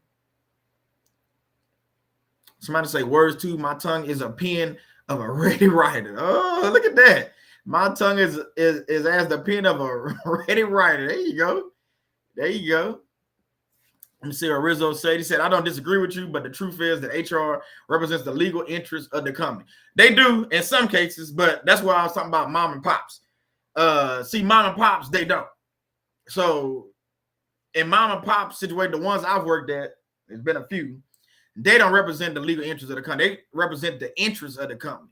They got a stakeholder because they mom and dad, like I said, are the owners and all this stuff of the place. But you're right. In most corporate companies, yes, HR represents a legal interest. But I've also been in corporate companies where HR, like the last job I'm telling you about, one of the last jobs I had, the HR lady, she didn't have a legal interest in the company. She just wanted to protect the company at all means. So you have those HR people as well. Now we got people like our friend from LinkedIn, Tiffany. She's great HR. I wish she could be like the HR example for everybody. I actually did a video with her. Actually, if you go to my playlist, they got these HR videos. Tiffany and I did a couple of videos talking about human resources and how they work and how they're supposed to work. But some HR, yeah, they work a little bit different. Lolly said, she said, yeah, they are sadistic bullies. You're right. Malignant narcs are sadistic bullies. I agree with that one. Let me see. Janice said, I have so many stories. God changing me to a bulletproof warrior. Amen. His power, not mine. Huge men confronted me. God had me rise up and speak firm truth. And I think it's saying, and they humbled. Enough. So surprising. Hey, God will take some things, and like I said, when God is your tag team partner, God is fighting your battles, and Yahweh get involved, let me tell you, things just gonna be a little bit different. Charlene said in the super chat, I appreciate this message. Narcissist ex-husband bullied every female different because he knew what he could and would not get away with. Yeah, they all they're gonna do is they go adapt to the situation and figure out their weaknesses and how they can bully them. Thank you for sharing that, fam. God bless you. May God return that to you over and over and over again.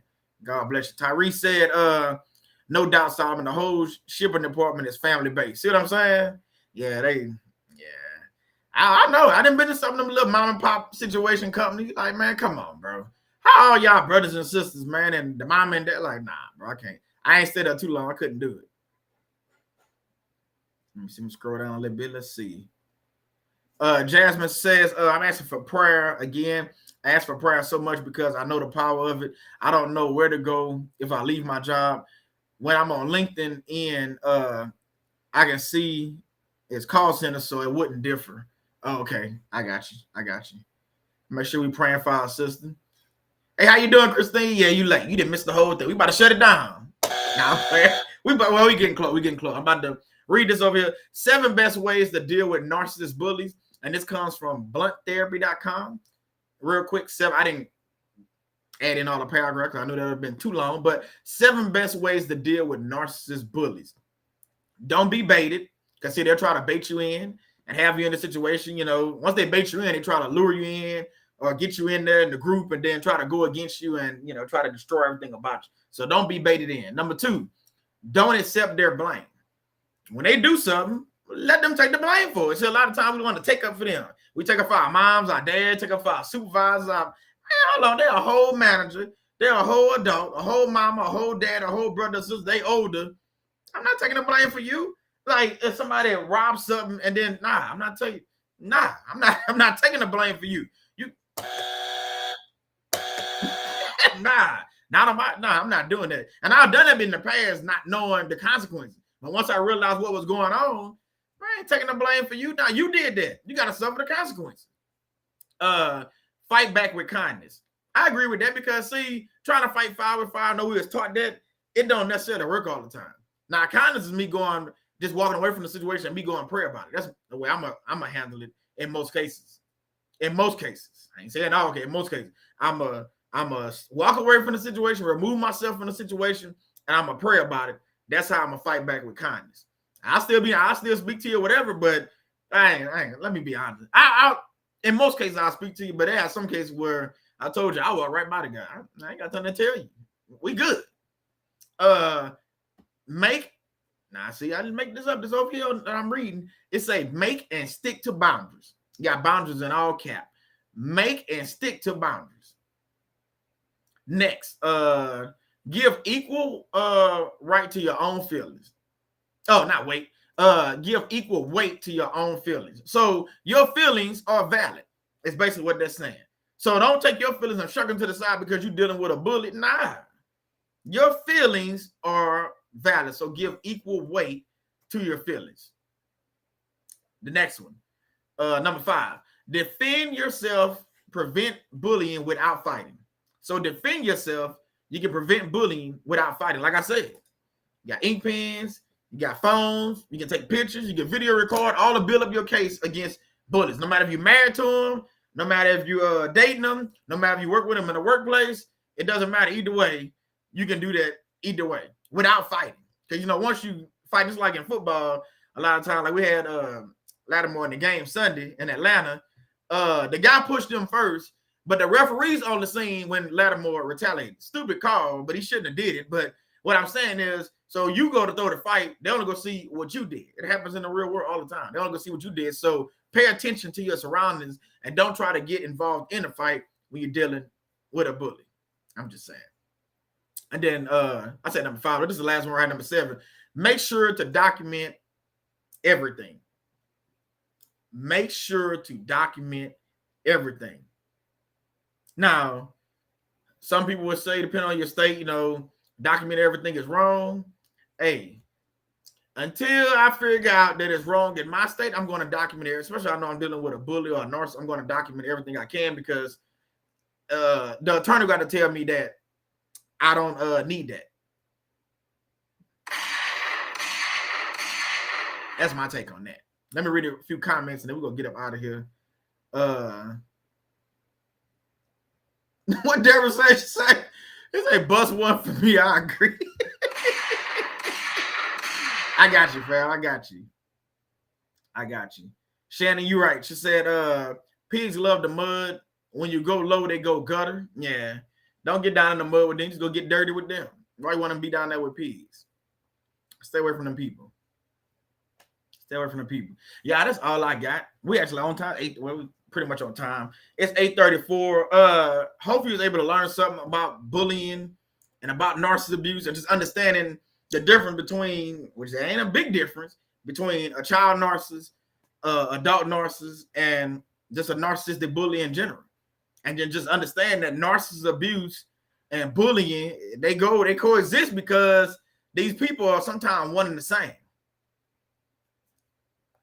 So, yeah. Charlene say, yep, I'm still saving up evidence just in case. Yeah, save it up. I mean, if you don't need it all, I'd rather have more than not enough. And that goes with food or whatever. I'd rather cook more food than run out. You know what I'm saying? So the same thing with evidence. I'd rather have more than enough. Then be like, well, we can't use this. Okay, that's fine. Because all I was doing was documenting. If you can use this other stuff, cool. So I rather just document everything that I can. And that's just me. Let me see. Janet say, not free. I know you, Solomon, other veterans have a lot of stories with bullies and narcs that help train you. I can't think of no, like I said, I can't really think of nothing from the military. Not right off. I can't think of too much. I know I probably got something, but you know what? I do have one. He wasn't a bully. He actually was I told Shannon this story before. Actually, I was a new soldier. I was a private. I was in I had just got stationed in Hawaii, and then I got to Hawaii December 1996. 97, I think it was February, March time frame. We went to Australia. So I'm 17. No, I just made 18. I lied. I just made 18. Here it is. We going to Australia. Hey, go figure. We were supposed to be in Australia for 14 days. Ended up being there for 34, but that's another story. But anyway, it wasn't that he was bullying me, so it's not. I don't want to call him a bully. But what happened was we was Australia. The ground is real rugged, so if you try to dig a few inches in the ground, you automatically hitting rocks. Well, we were. I don't know about the rest of Australia. I ain't been to all Australia, but we was in this place called Townsville, Australia. So we were trying to dig these foxholes. Foxholes are where you get down in when the enemy coming. You know, even though we training, we supposed to dig it. Well, we was hitting nothing but rocks. It was 125 degrees out there. It was hot.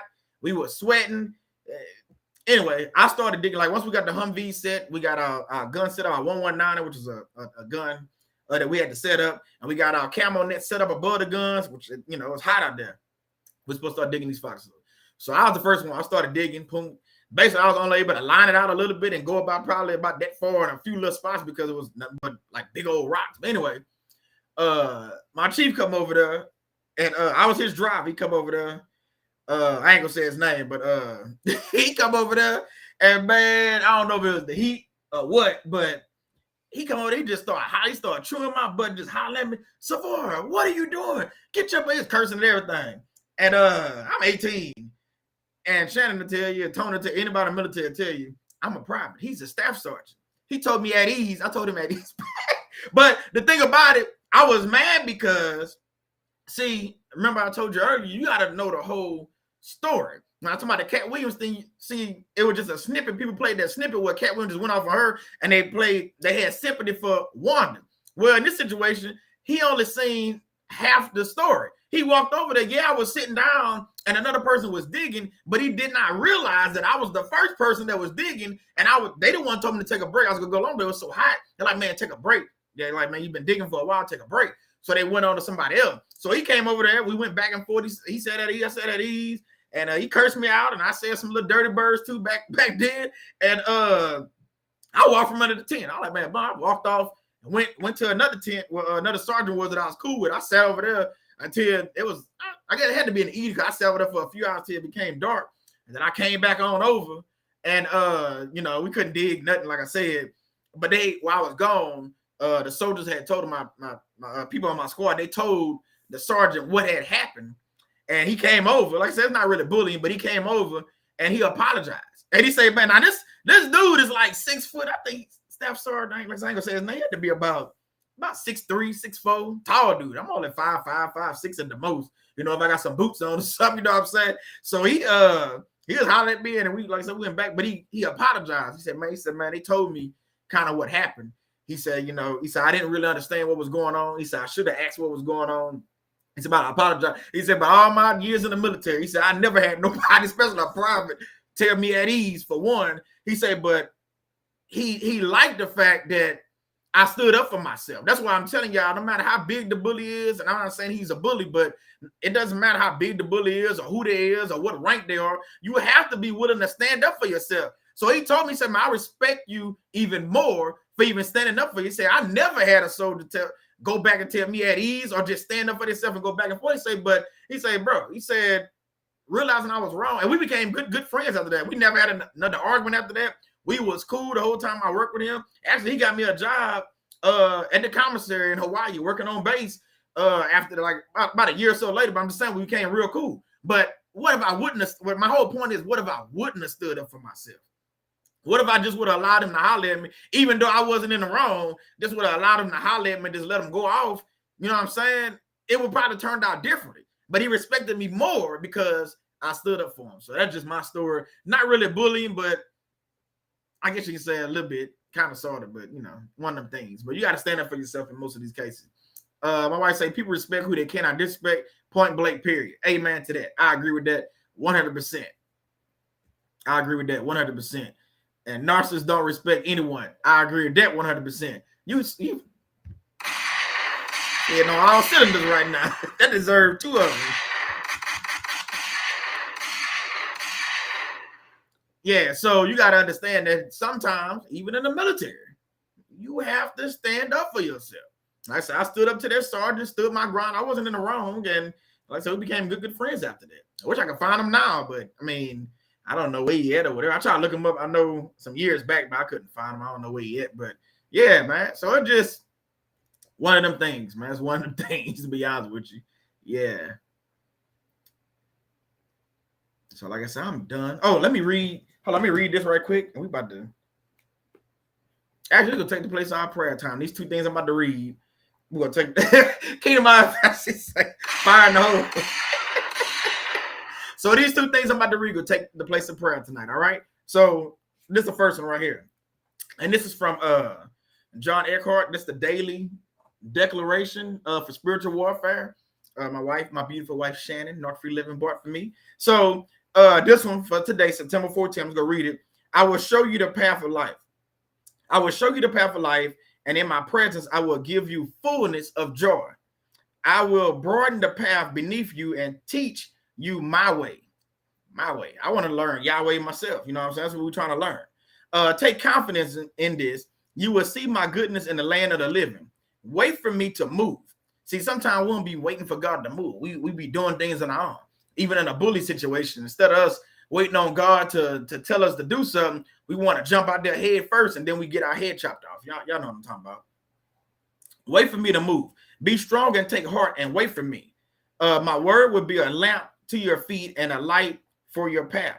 I will make the path of the righteous level and smooth. See, when you're dealing with Yahweh, you gotta understand that, you know what I'm saying? We gonna go through hills and valleys of trials and tribulations, but God gonna make sure that thing is smooth. You go to God in prayer and really go to him about bullying, about narcissism, about your husband, about your wife, about Jezebel's spirit, whatever the case may be, God gonna smooth out the path.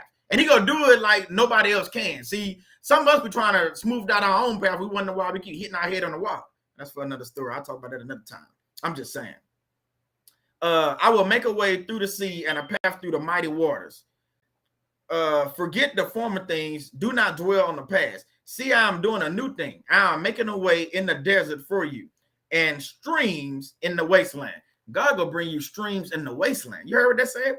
He gonna make streams in the wasteland. So you think God can't get you out of your situation? You think like Deborah just said, take your time. You think God can't make streams in the way? You think God can't provide you with a job? You think God can't get you another job? I'm just saying, just think about that. See, sometimes we get so caught up in situations and we don't realize that God has got us in this situation for a reason. And he can take us out of this situation and put us in a whole different situation just like that. But we concentrated on the bully or the narcissist or the people, and we're not really paying attention to what God is telling us right here in the book. I mean, he tells us these things. I'm gonna read that part again. I'm making a way in the desert for you. In the desert, that's dry desert, no water, desert, and streams in the wasteland. Putting streams in the wasteland. And let me read this other part right here. This prayers that rout demons and break curses. Another John Eckhart book. My beautiful wife Shannon bought for me. Let me read this. The one I keep reading. I like that. I read a few other ones, but I love reading this one. I think I read this one on here before, but God told me to read it again. So I say, instead of praying, we're gonna read this one. This right here, you can say it with me. I'll read it slower so you can say it with me. If you want to, if not, hey, buy the book. This one is prayers for enlargement and increase. I don't know about y'all, but I need some prayers for enlargement and increase. Again, this is prayers for enlargement and increase.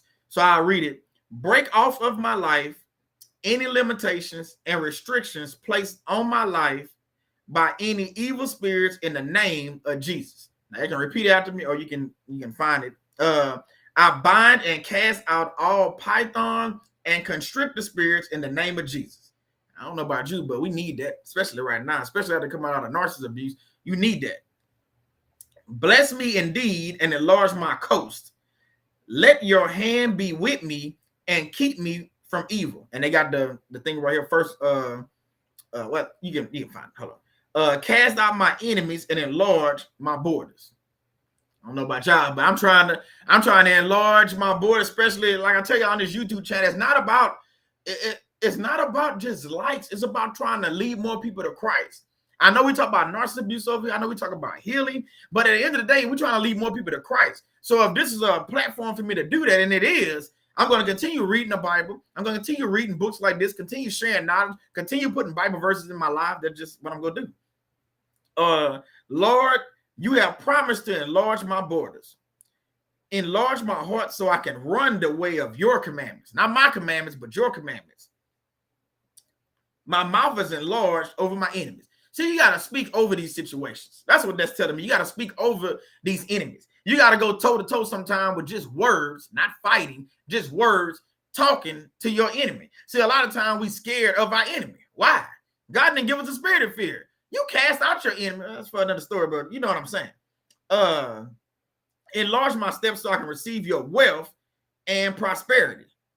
Enlarge my steps so I can receive your wealth and prosperity. Okay, I'm going to keep moving. I receive deliverance and enlargement for my life. The Lord shall increase me more and more, me and my children. Not just you. We got to pray for our children as well. And that's what I love about this. This is one of the favorite ones I got out of here. That's why I got it tagged and highlighted and folded down. But let me keep reading. Let your kingdom and government increase in my life. Let me increase in the knowledge of God. What I like about it is it tell you all the Bible verses this come from too. They tell you that. Oh Lord, bless me and increase me. How many of y'all want to be increasing your situation? We're not talking about money. It's not what I'm talking about. Some of y'all might be talking about that, but that's not necessarily what I'm talking about.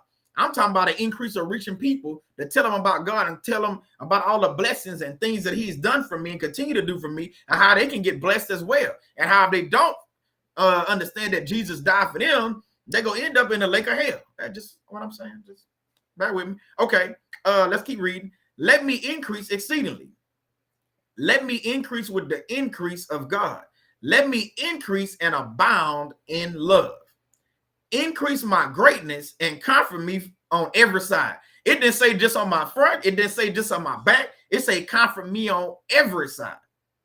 That's just like wearing your whole armor. If you think about it, you wear your whole armor, you want all your stuff on. You don't want just, just your gloves on. That ain't how that works. You got to have on everything. The breastplate, the helmet, the shoe, you got to have on everything. Y'all know what I'm talking about. I ain't got to say that to y'all.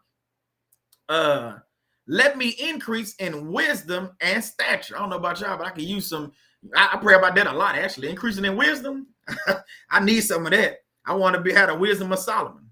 Now, I ain't talking about me. I'm talking about y'all. See, y'all pay attention.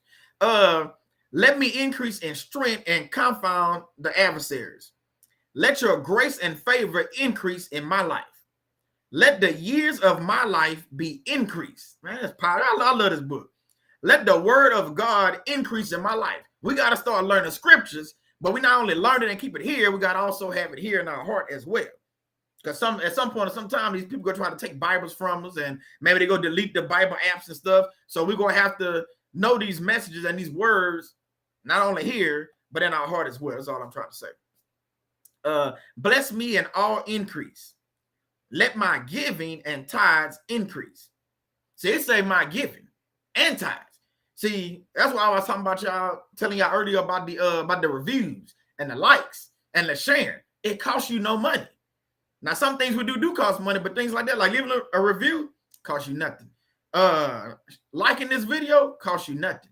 Hey, how you doing on day? Happy Wednesday. How you doing, fam? So all those things cost you nothing. Let me see where I'm at. Okay, let my ladder and greatly increase. Let me grow in grace and the knowledge of Jesus Christ. I will flourish like a palm tree and grow like a cedar in Lebanon. I don't know about y'all, but we trying to reach. Basically, let's say you want to reach across the pond. You want to reach far and wide. You trying to reach people that's why YouTube, I love it, because you can reach people in different countries and just be right here on Wi-Fi, sitting right in your house and talk about the goodness of God and how God delivered you and saved you from narcissist abuse and showed you how to deal with a bully. You can learn that right here on YouTube, and you can share your message if you choose to. I'm just saying. Let me see. Let me grow and increase in the knowledge of Jesus Christ. I will flourish like a palm tree and grow like a cedar in Lebanon. Let my faith grow. See, how many of y'all want y'all faith to grow exceedingly? How many of y'all want y'all faith to grow exceedingly? I'm just saying, I don't know about you, but that's another thing I pray about. Not only when I read this, I pray about that separately. I want my faith to grow exceedingly. I want to have that faith that, just that awesome faith, that strong faith, that big faith. It's like that song Shannon used to listen to, everything's going to be big. I want that big time faith so I know, hey, what's going on. The breaker has gone up before me and broken through every limitation and barrier of the enemy. See, what we don't understand sometimes, we be in these situations not realizing God he already knows what's about to happen. He already went in front of you and broke up the situation. We just got to keep moving forward sometimes. You got to understand that too. Lord, you are the God of the breakthrough. Yeah, broken forth against my enemies. Amen to that. My branches run over every wall erected by the enemy. It don't matter what the enemy try to erect, what kind of wall they try to put up, what they try to do in your life, all the people they try to turn against you, all the people they try to say, like the flying monkeys and enable. It does not matter. This tells you right here, it say, my branches run over every wall erected by the enemy. And that's Genesis 49:22.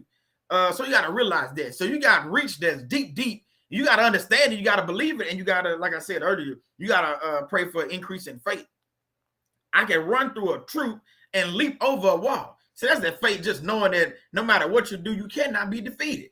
You serve a God, the living God. See, Buddha, I told y'all Buddha ain't living. Buddha ain't nothing but a little fat statue. You know what I'm saying? And all these gods they have all over the place. Nah. Let my line go through all the earth and my words to the end of the world.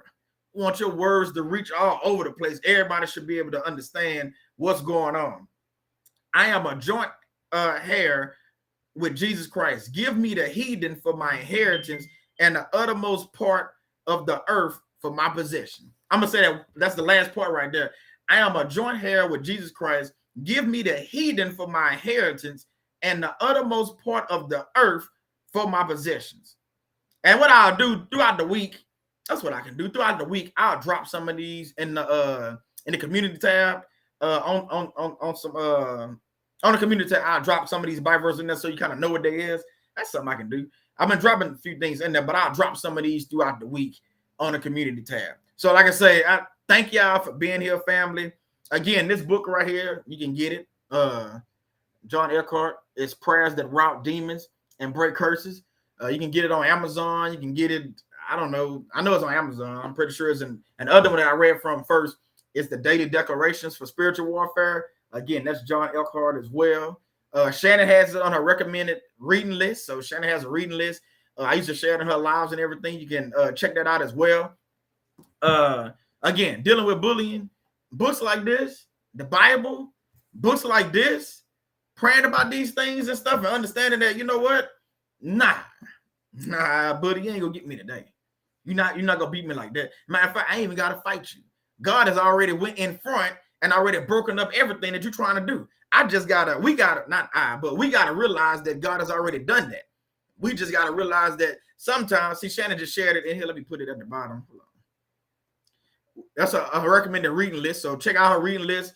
If I'm not mistaken, both these, but I know this one is on here. I think both of them are on there on a reading list. So check out her reading list. You just got to understand that God has already went in front of you and did all these things. But you got to have the faith and got to understand what's going on around you. A lot of times we get in these situations with narcissist abuse. We get in these situations with bullies, and we think we all by ourselves. Not realizing, like, nah, you never was by yourself.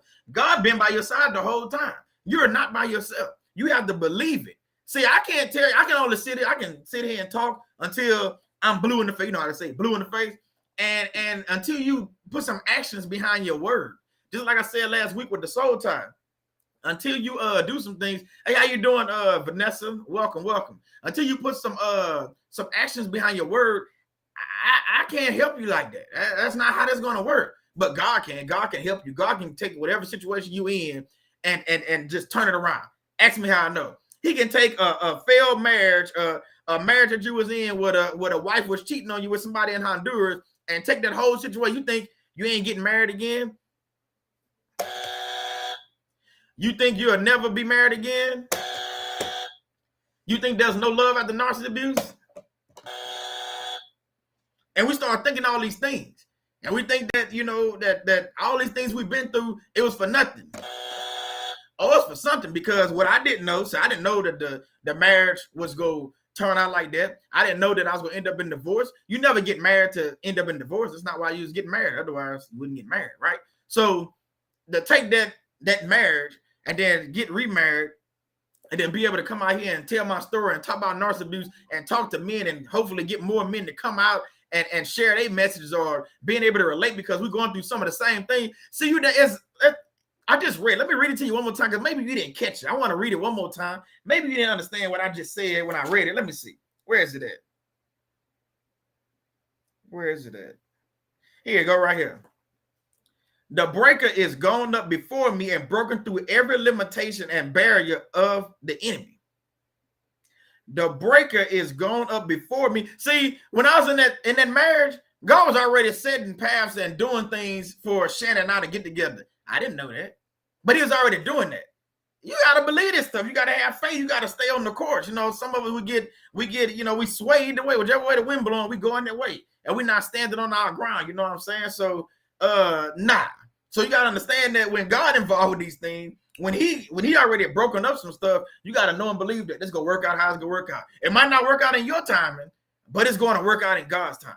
I can guarantee you that. I don't guarantee too many things, but I can guarantee if you turn your life over to Christ, I can guarantee you're going to see things differently. I can guarantee you also that if you read this book and go through some of these verses and stuff, things are going to start to happen. I can guarantee if you pray against some of these things and pray against narcissism abuse and pray against Jezebel, he got all this stuff in this book. If you pray against all these things, I can guarantee you that your life is going to change.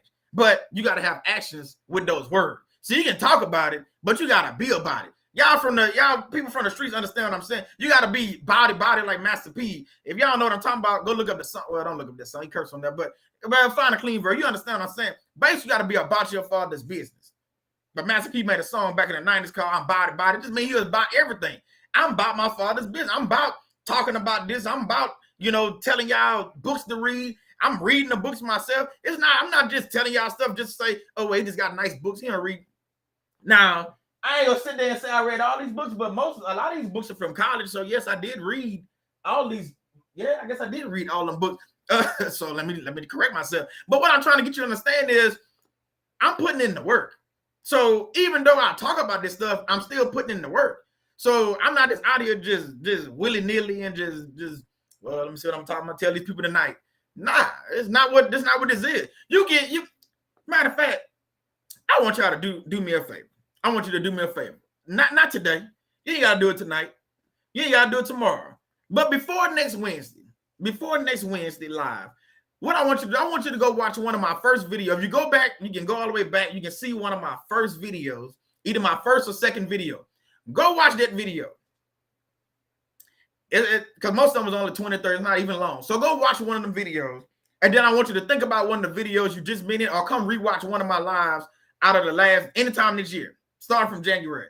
And you tell me you don't see a difference in the way I talk, in the way that I present the Bible verses and the words and stuff. Just we can talk about this Wednesday. Wednesday, I got a message, but if y'all want to talk about that, we can talk. I'm just saying, go look at my first videos and then come back and look at one of these lives or look at one of these or anything that I'm doing and figure, you can figure out that, okay, something changed in that man at some point or sometime. God is working through him someplace, something is going on, because when he first started talking, I told you, I was like, this is I'm Solomon Savoy, and This is faith-based workplace. Because, see, I was scared, didn't want to mess up, not knowing that God already went through and broke up all this stuff. I got to be myself. I couldn't continue being that version of myself, that scary person, worried about my accent or the way I talk or the way I speak. Nah, just go ahead and tell it like it is. And what I realized is the channel started to grow even more when I started being myself. I'm not making this up. So do me a favor. If you just subscribed to this channel within the last 4-5 months, if you haven't, go watch one of my first videos and then come back and watch one of these lives or think about one of these lives with it. And you'll see, you'll be like, okay, I see what he's talking about. It's a different, but that's not me. That's God. I'm just a vessel. I'm just doing what God told me to do. I'm delivering the messages only. Like every time I get a message, it's from God. And people always ask, where you get your content from, God? They don't want to hear that, but I'm telling you the truth. Well, you go run out of content. No, I won't. Because what you don't understand is, see this video I just did? And I know I'm off course right now, but I'm about to end it. See this video I just did? I can rewatch this video and probably come up with 4 or 5 videos to do in the coming months. I'm going to say that again. This video that I just did, this live, I can rewatch this video and come up with 4 or 5 more videos out of this video of something that I said, because everything I said is not bullet point. I'm not reading from PowerPoint presentation. This coming from God is like an instant download. So when I start talking, the Holy Spirit takes over, so I can actually go back and let me tell y'all something. Let me let you in on a little bit of breaking news.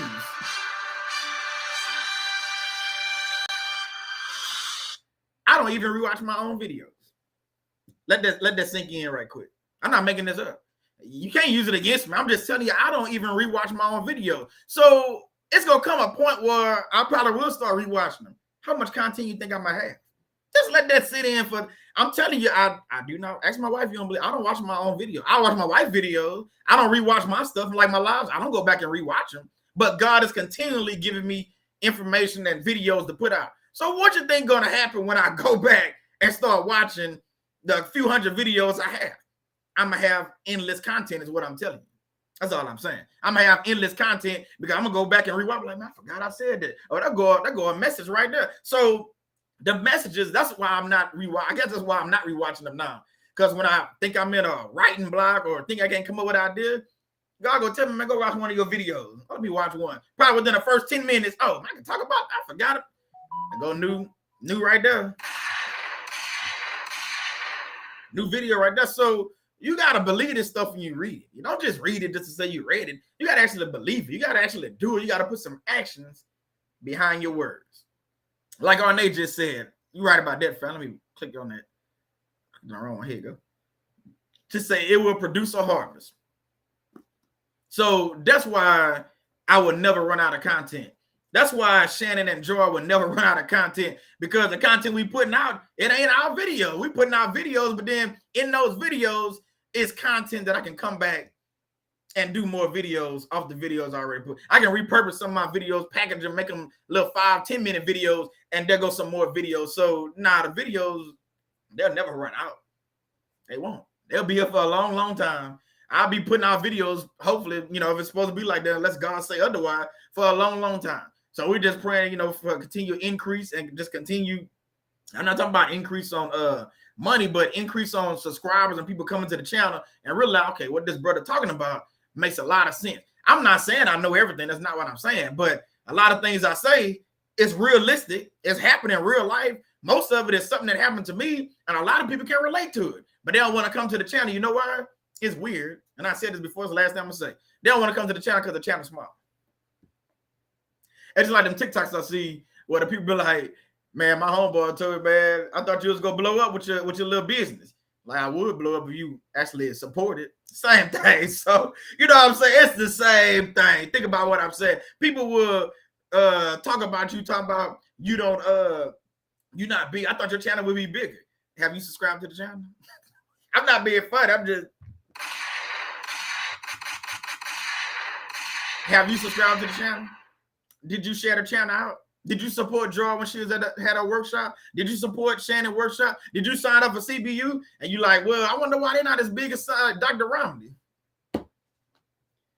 I'm not talking about y'all family. I'm just, the shoe fits well. I'm not talking about y'all, but for the people, you get what I'm saying. Y'all wondering why we not, well, I thought they would be bigger. We big enough. I'll just go out and step out on that. We big enough and we gonna be bigger. Don't worry about Jar. Don't worry about Shannon. Don't worry about me. Don't worry about Rizzo. Anybody else got a job. Don't worry about my sister or Nate. Don't worry about her business right now. But when it blows up and you can't afford the cakes, remember I told you about these cakes months ago.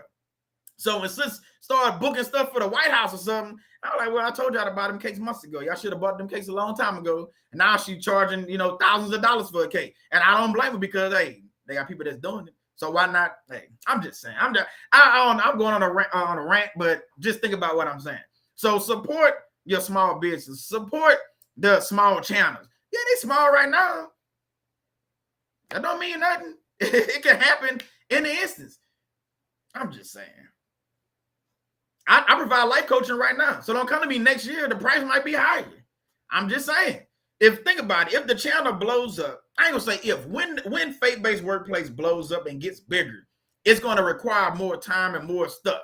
So if I am doing life coaching still, I'm not gonna be charging the same prices because it's just like my haircut. My haircut, man, I remember I was paying back in 96. Let's do this right quick. Back in 93, I think I was paying $6 for a haircut. $6. I'm not even making that up. $6 for a haircut. I remember it went up to $7. I remember it went up to $10. Right now, I'm paying $40 for a haircut. So over time, prices do increase. I got a good haircut. I'm not complaining about it. I'm just letting you know that over time, prices increase. Your vegetables and your fruit and your cereal has increased in the store. Gas prices has went up, but now they're coming down. You get what I'm saying. So support Pink Girl Teachers, because if you look at, I keep having that book under the light. If you look at the book and stuff Jar has, Fearless, you look at her Pink Girls Academy, sister and all kind of stuff. You look at what Arnay got. Go to the website and go look at the cakes and all this stuff. Y'all sitting, I'm telling y'all about the cakes, telling y'all what these people doing, and then y'all like, well, But you go in Walmart and you go pay $10 for a cake. Tastes like trash. Walmart got some okay cakes. I ain't gonna lie. But Arnay make a better cake. I'm just gonna put it out there. She make better cakes, but you want to go out there and put, you know what I'm saying? Well, I'm just gonna put, you know what I'm saying? Well, I don't feel, Arnay, I don't know her. Why don't you get to know her?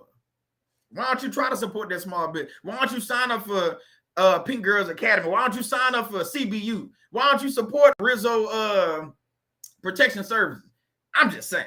That's all I'm saying. I mean, I can't make this stuff up. A lot of people always, man, your channel still, you ain't hit 3,000 yet. No worries, it's coming. Because I pray about this all the time. Shannon prays about this. My sister Joy pray. I got people praying for it. Don't worry about it. When it does blow, don't come over here putting your hand out talking about, well, Solomon, man, bro, I always knew he was gonna make it. Man, get out of here, man. Get out of here. Violet, thank you for that super sticker. God bless you. May God return it to you over and over again. God bless you. And Violet, I said earlier, I'm actually coming out with some new shirts. When I get these new shirts designed, I'm gonna get your information because you're my first member on the faith-based workplace member join the thing, whatever it's called. You was the first member, and I ain't telling nobody I was doing that, but I'm gonna sing you a shirt straight from Solomon. So when I do these new designs, I'll let you know and just give me your information, and then I'll ship you a shirt, probably with some other little things or whatever, some other little trinkets or whatever I have. I'll send you a shirt. It has nothing to do with you sending this. I had told Shannon this a couple of weeks back that I was gonna do that for you. I'm probably the second person too. I'm gonna do that. I ain't no big baller or nothing like that, but I'll send you a t-shirt, faith-based workplace t-shirt, courtesy of me, and I might try to get Shannon's shirt. I might try to steal it. No, I ain't gonna steal it. She on the live. I can't steal it. But I might try to get one of Shannon's shirts as well and package that and send that to you, Violet, and probably the second person as well that signed up. So subscribe to the channel. Thank you for that again, Violet. May God return it to you over and over again. Subscribe to the channel. Support these small channels, because one day these small channels gonna be big channels. And I said this before, and I'm gonna say it again. God keep telling me to say this. What you think gonna happen when this channel hits 100, 200, 300,000 people and Arnay selling cakes? You think I'm gonna stop talking about Arnay and the cakes? I'm talking about it right now, and I got a small channel. What you think gonna happen when the channel is bigger? And Arnay, I got something to ask you later on. It ain't got to be tonight, but I mentioned it to Shannon. But at some point or sometime, I'm gonna ask you when God revealed it for me to ask you. I'm gonna ask you, but I'm gonna talk to you about it, sis. But yeah, I'm not gonna start talking about her channel. I mean, her cakes. I'm not gonna stop talking about Joy and everything she doing. That's my sister. Y'all think I never had a sister. That's my sister. That's my sister. So I'm gonna keep mentioning her channel and keep talking about her and all the goodness she's doing and keep going to a workshop. I could be the only one in the workshop. I'm being there just taking notes and learning. Y'all gonna be like, well, what, Joy? You should have signed up for the workshop. I'm gonna keep going to CBU as my wife, but I'm still gonna sign up for it and be a part of it because you can see the anointing, you can see things going on. I'm just saying. I'm just saying. As you know, the Solomon left the building. Solomon left the building. Support small business. We asking for likes, shares, and reviews. None of that costs you a dime. A review, you can go on my thing, put a 5-star, boom, you over. You can go leave Joy a review, 5-star, boom. You ain't gotta leave no words. It don't ain't gotta be no word. I'm just saying. You can go to Shannon, North Free Living on Google, leave a review. It ain't gotta be no word. It can just be a 5-star. If you like, if you don't like it, you don't like it. But if you're here week in and week out and you like it and you loving the content, there should be nothing for you to go over there and be like, oh, let me go drop Solomon a review. Let me go over there. Joy, I love the way Joy talking every time she mentions something on Sundays. I'm learning something. Let me go give her a review. Because see, your reviews, it helps out. You just have no idea. Reviews and stuff help out. So that's why I'm pushing right now. I told you I'm pushing to get all 3 of us. Joy, I ain't tell you this, but you're finding out live right now to get all 3 of us to at least 100 reviews on Google. Because you don't see a lot of small businesses with 100 reviews. You don't. A lot of small businesses be having like 10. If they lucky, they might have 4. But a lot of them be having 10, maybe 15 reviews. That's it. I'm going to push until we all get 100 reviews. Joy, you just find out, but I'm just saying. Just think about what I'm saying. So it's more than one way to support these channels, to support these businesses. Or they got cakes and pies and muffins and all kind of stuff. All kind of people got stuff going on. And y'all want to go to Walmart, and I get it. Walmart in the neighborhood. On they she ships stuff. On they tell them. She in the chat. She ship cakes and pies and all that stuff. You ain't got to worry about that. And it tastes better than your little Walmart cake or whatever little store you got down the street. Now you bake your own cakes. That's a different story. I'm just saying. Okay, I'm done. I read what I had to read. I didn't know I was supposed to talk about reviews again, but it just something in me just telling me to keep talking about this because y'all need to know that, man, by giving a review to these channels or giving a review to these businesses, it just helps out. Just like with Lyricist, when Lyricist dropped the album, she had to make sure she kept dropping in the thing to, hey, go support Lyricist because that's our sister that's doing something, rapping and stuff. And just like I mentioned Rizzo and all these things, man, it's just you going to watch a video or you going to listen to some music or you going now, or Nathan, you got to buy a cake, but you buying cake anyway. That's all I'm saying. You buying cake anyway. You buying pies and muffins. You got a birthday coming up, don't you? Your kid got a birthday coming up. You can give it on Nate in advance and have the cake shipped to wherever you at in the country. I'm just saying. That's all I'm saying. Because the thing you got to realize at some point or sometime, you're going to have some kind of business. I pray we all have business, but at some point, sometime you're going to have a business. And guess what? You're going to be looking for what? Reviews. You're going to be looking for reviews. You're going to be looking for somebody to support your business. And I'll be looking at you with the side eye. I'm like, man, I remember that brother or that sister. I was talking to them years back. Now they want me to support their business. Yeah. I'm not saying I won't support you, but I'm just saying I'll be looking at you with the side eye because I'm like, I remember I told, but yeah. Like Shannon, she mentioned Charlene all the time. She do resume writing and all this stuff. They got people in this community that do all kind of stuff. She do resume writing, and I think she do book editing and all this stuff. So if you're writing a book, boom, there you go. There's just people that I can remember off the top. I know they got other people that do stuff. I'm just telling you. I just remember when Charlene's name popped up. She do resume writing, and she do book editing. I don't know what her charters are. You get with that sister for that, but I'm just telling you, they got people in this community that do all kind of stuff. And we just sitting back like, well, we're going to go over here and support them. And they got people right here. All you got to do is ask. Throw something in my comment section after the live or whatever and be like, man, who in here? People read these comments. And who in here do, who a notary or who do resume writing? Or I'm looking for a job or whatever. That's what this community should be built on. Like, it's not just about narcissism. It's about healing.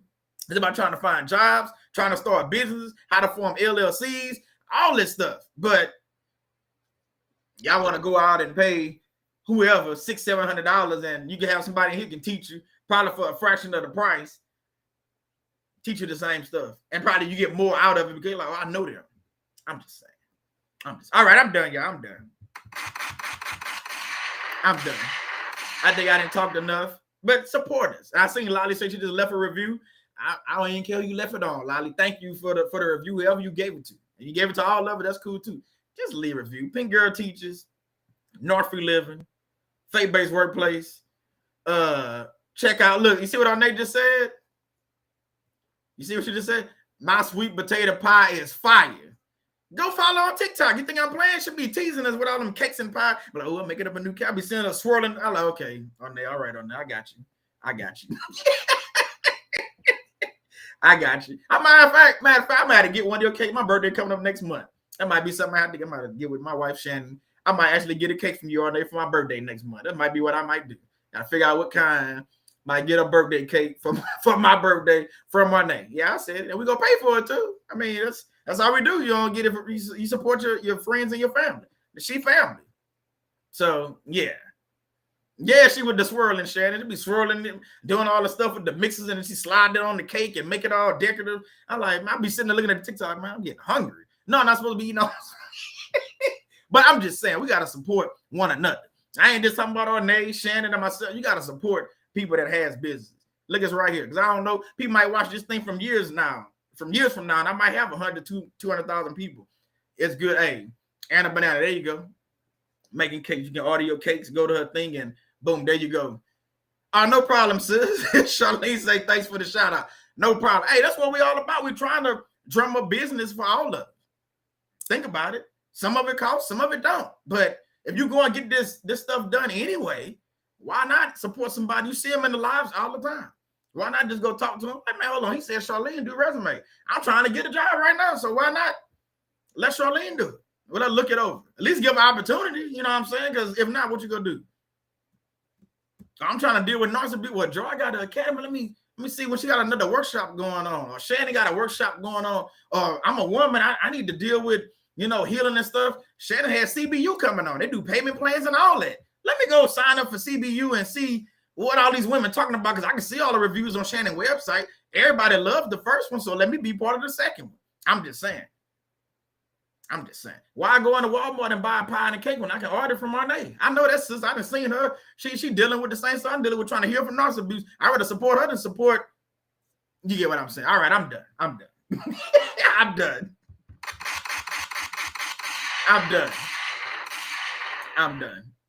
I promise I'm done. Hey, thank y'all for being here. Thank y'all for hitting the like button. Thank y'all for sharing this out. If you shared it out. Thank you for being here while I went on my little rant for the last 20 minutes. But it was a good rant. I think it's one that's needed. I'm going to continue saying, hey, support our brothers and sisters that have businesses and podcasts and all these different things going on. I will. I'm just saying. Who would have thought this year, like this year alone, Shannon and myself, we then wrote a chapter in the book. I always wanted to be an author. I prayed about that a while back. We became authors this year. Yeah, it was just a chapter, but it's the start of something. We didn't been in how many magazines this year, Shannon? I lost count. 4 or 5 of magazines? I don't know. I never thought I would be in a magazine. A magazine? Digital or print, it doesn't matter, but I'm just telling you, I done been in a few magazines just this year alone. I can't make this stuff up. My wife has been in some magazines this year alone. Again, you support us, I guarantee you, just like I'm doing right now, I'm going to support you right back. So if I got to mention something in a magazine or something like that, I'm like, hey, what you like to eat at? Oh, Arnay, Anna Banana, I like her cakes and stuff. They're like, wait, what? What is that? Oh, they got a website right here. Boom, more exposure. I don't care. That what I'm trying to get you to understand, that don't cost me anything for me to mention a brother or sister that has something going on. I'm just saying. Think about it. That costs me, but a lot of people don't think like that. So a lot of people, they would not support you that way. They think by them helping you, they gonna help you succeed. Ain't that what it's all about?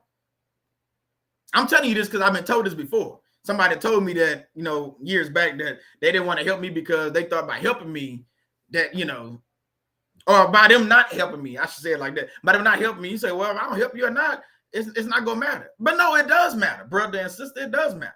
So that's why I do what I do. I go out of my way to make sure I mention these men and women that's in this line of hair. And if y'all got a business, you better let me know, because like I said, the bigger I get, I'm gonna keep mentioning. So when I get that first plaque at 100,000 and get that second plaque at 1 million on YouTube, whenever it happens, I'm going to still be mentioning your stuff. So you got to think of let's be honest, that's free advertisement for you. That don't cost Solomon nothing. It don't cost you nothing. I'm just saying. Think about it. Think about it. Yeah, Tyree, she do cupcakes too. She sure do. She do. Go check it. Go follow on TikTok. She do cupcakes. She do cakes. She do pies. She do all kind of stuff. She do the small pie, big pies. She got all kind of stuff over there. I ain't messing around. Yep, she sure do. So I'm just saying. I'm big on support. I ain't doing this just to get something out of it. I'm doing it because I want to see all us succeed. I don't just say that. A lot of people say that. If you know me, that's not me. I want to see all us succeed. I want to see Joy at 100,000 plus on YouTube.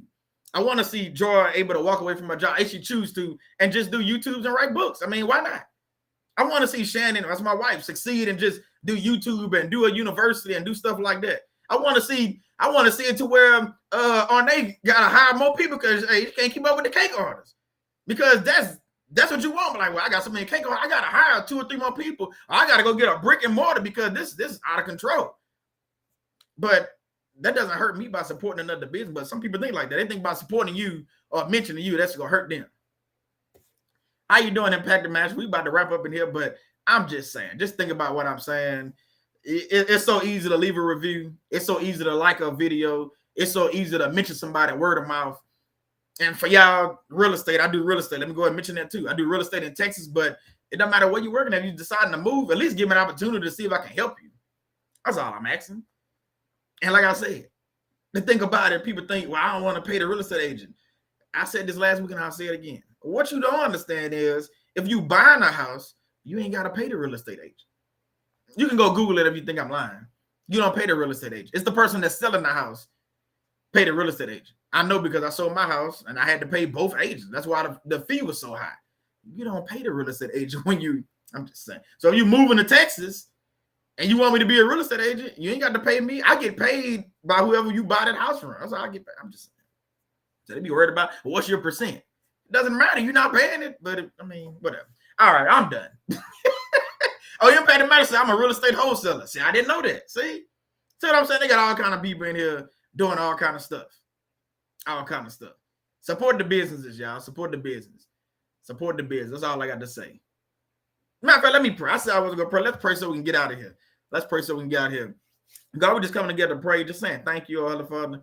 Thank you for everything. Thank you for the businesses that was mentioned. Thank you for Joy, our sister, Pink Girl Teaches, her academy, and everything she's doing. We want to continue praying for our sister. We want to pray for Shannon and North Free Living with her business and CBU and everything she's doing. The people that hasn't even signed up yet. We're not worried about numbers. We know the people that's going to be there, supposed to be there, go be there. We want to continue praying for our sister, Arne, as well. Pray that her business just blows up so much that she got to hire more people and get a brick and mortar because she can't keep up with the cake order. That's the kind of prayers and faith that we stepping out on. We want to pray for our sister Charlene that she get from just this message, just people calling and reaching out to her just to do their resume. Because we never know how these things are going to happen. And we continue praying for our brother Rizzo. He do his podcast and things he's doing as well and doing things up there in Ohio. We just want to continue praying and supporting our brothers and sisters that are doing things in the community and helping out and reaching out. Thank you for lyrics and stuff and doing things with music and all these things. And I also want to pray over myself with faith-based workplace as well. Praying we continue to grow. More brothers continue to come around. We continue to deliver messages week in and week out and continue to support other business just by word of mouth, just by leaving a review, just by saying something. We just want to continue doing that. So thank you for that. Thank you for this message about bullying and narcissism. Thank you for everybody that sowed a seed of time, sowed a seed of money, sowed a seed of just, giving messages or chats or whatever. We just want to thank you. Thank you for new subscribers. Thank you for people that's going to watch this replay. We're just appreciative of just waking up this morning. We're appreciative of the light, even though it's a ring light right here. Bright as I don't know. We're appreciative of the light. We're appreciative of the Wi-Fi, the air.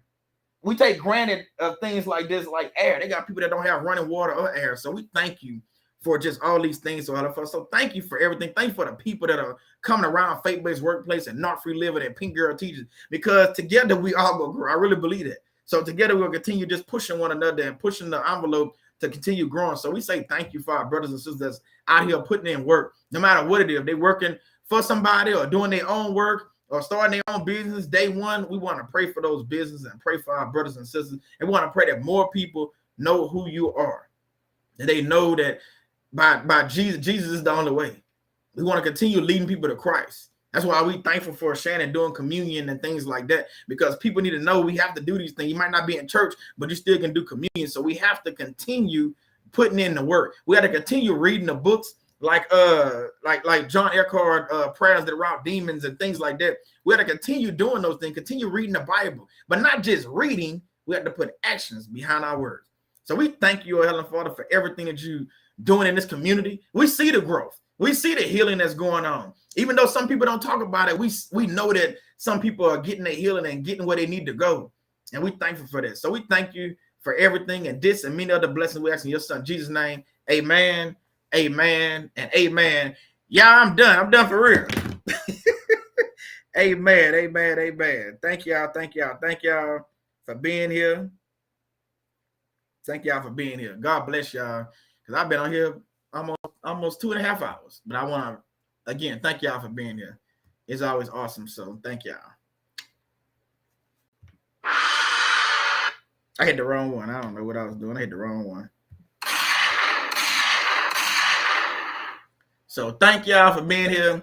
God bless y'all. And we will see y'all next Wednesday. I forgot what I'm talking about next one. I just created that thing. I think it's it might be on boundaries or something. I don't know. It's gonna pop up after this live in. It pop up on the thing, but I think it's boundaries. But thank y'all again. Thank you, all brothers and sisters.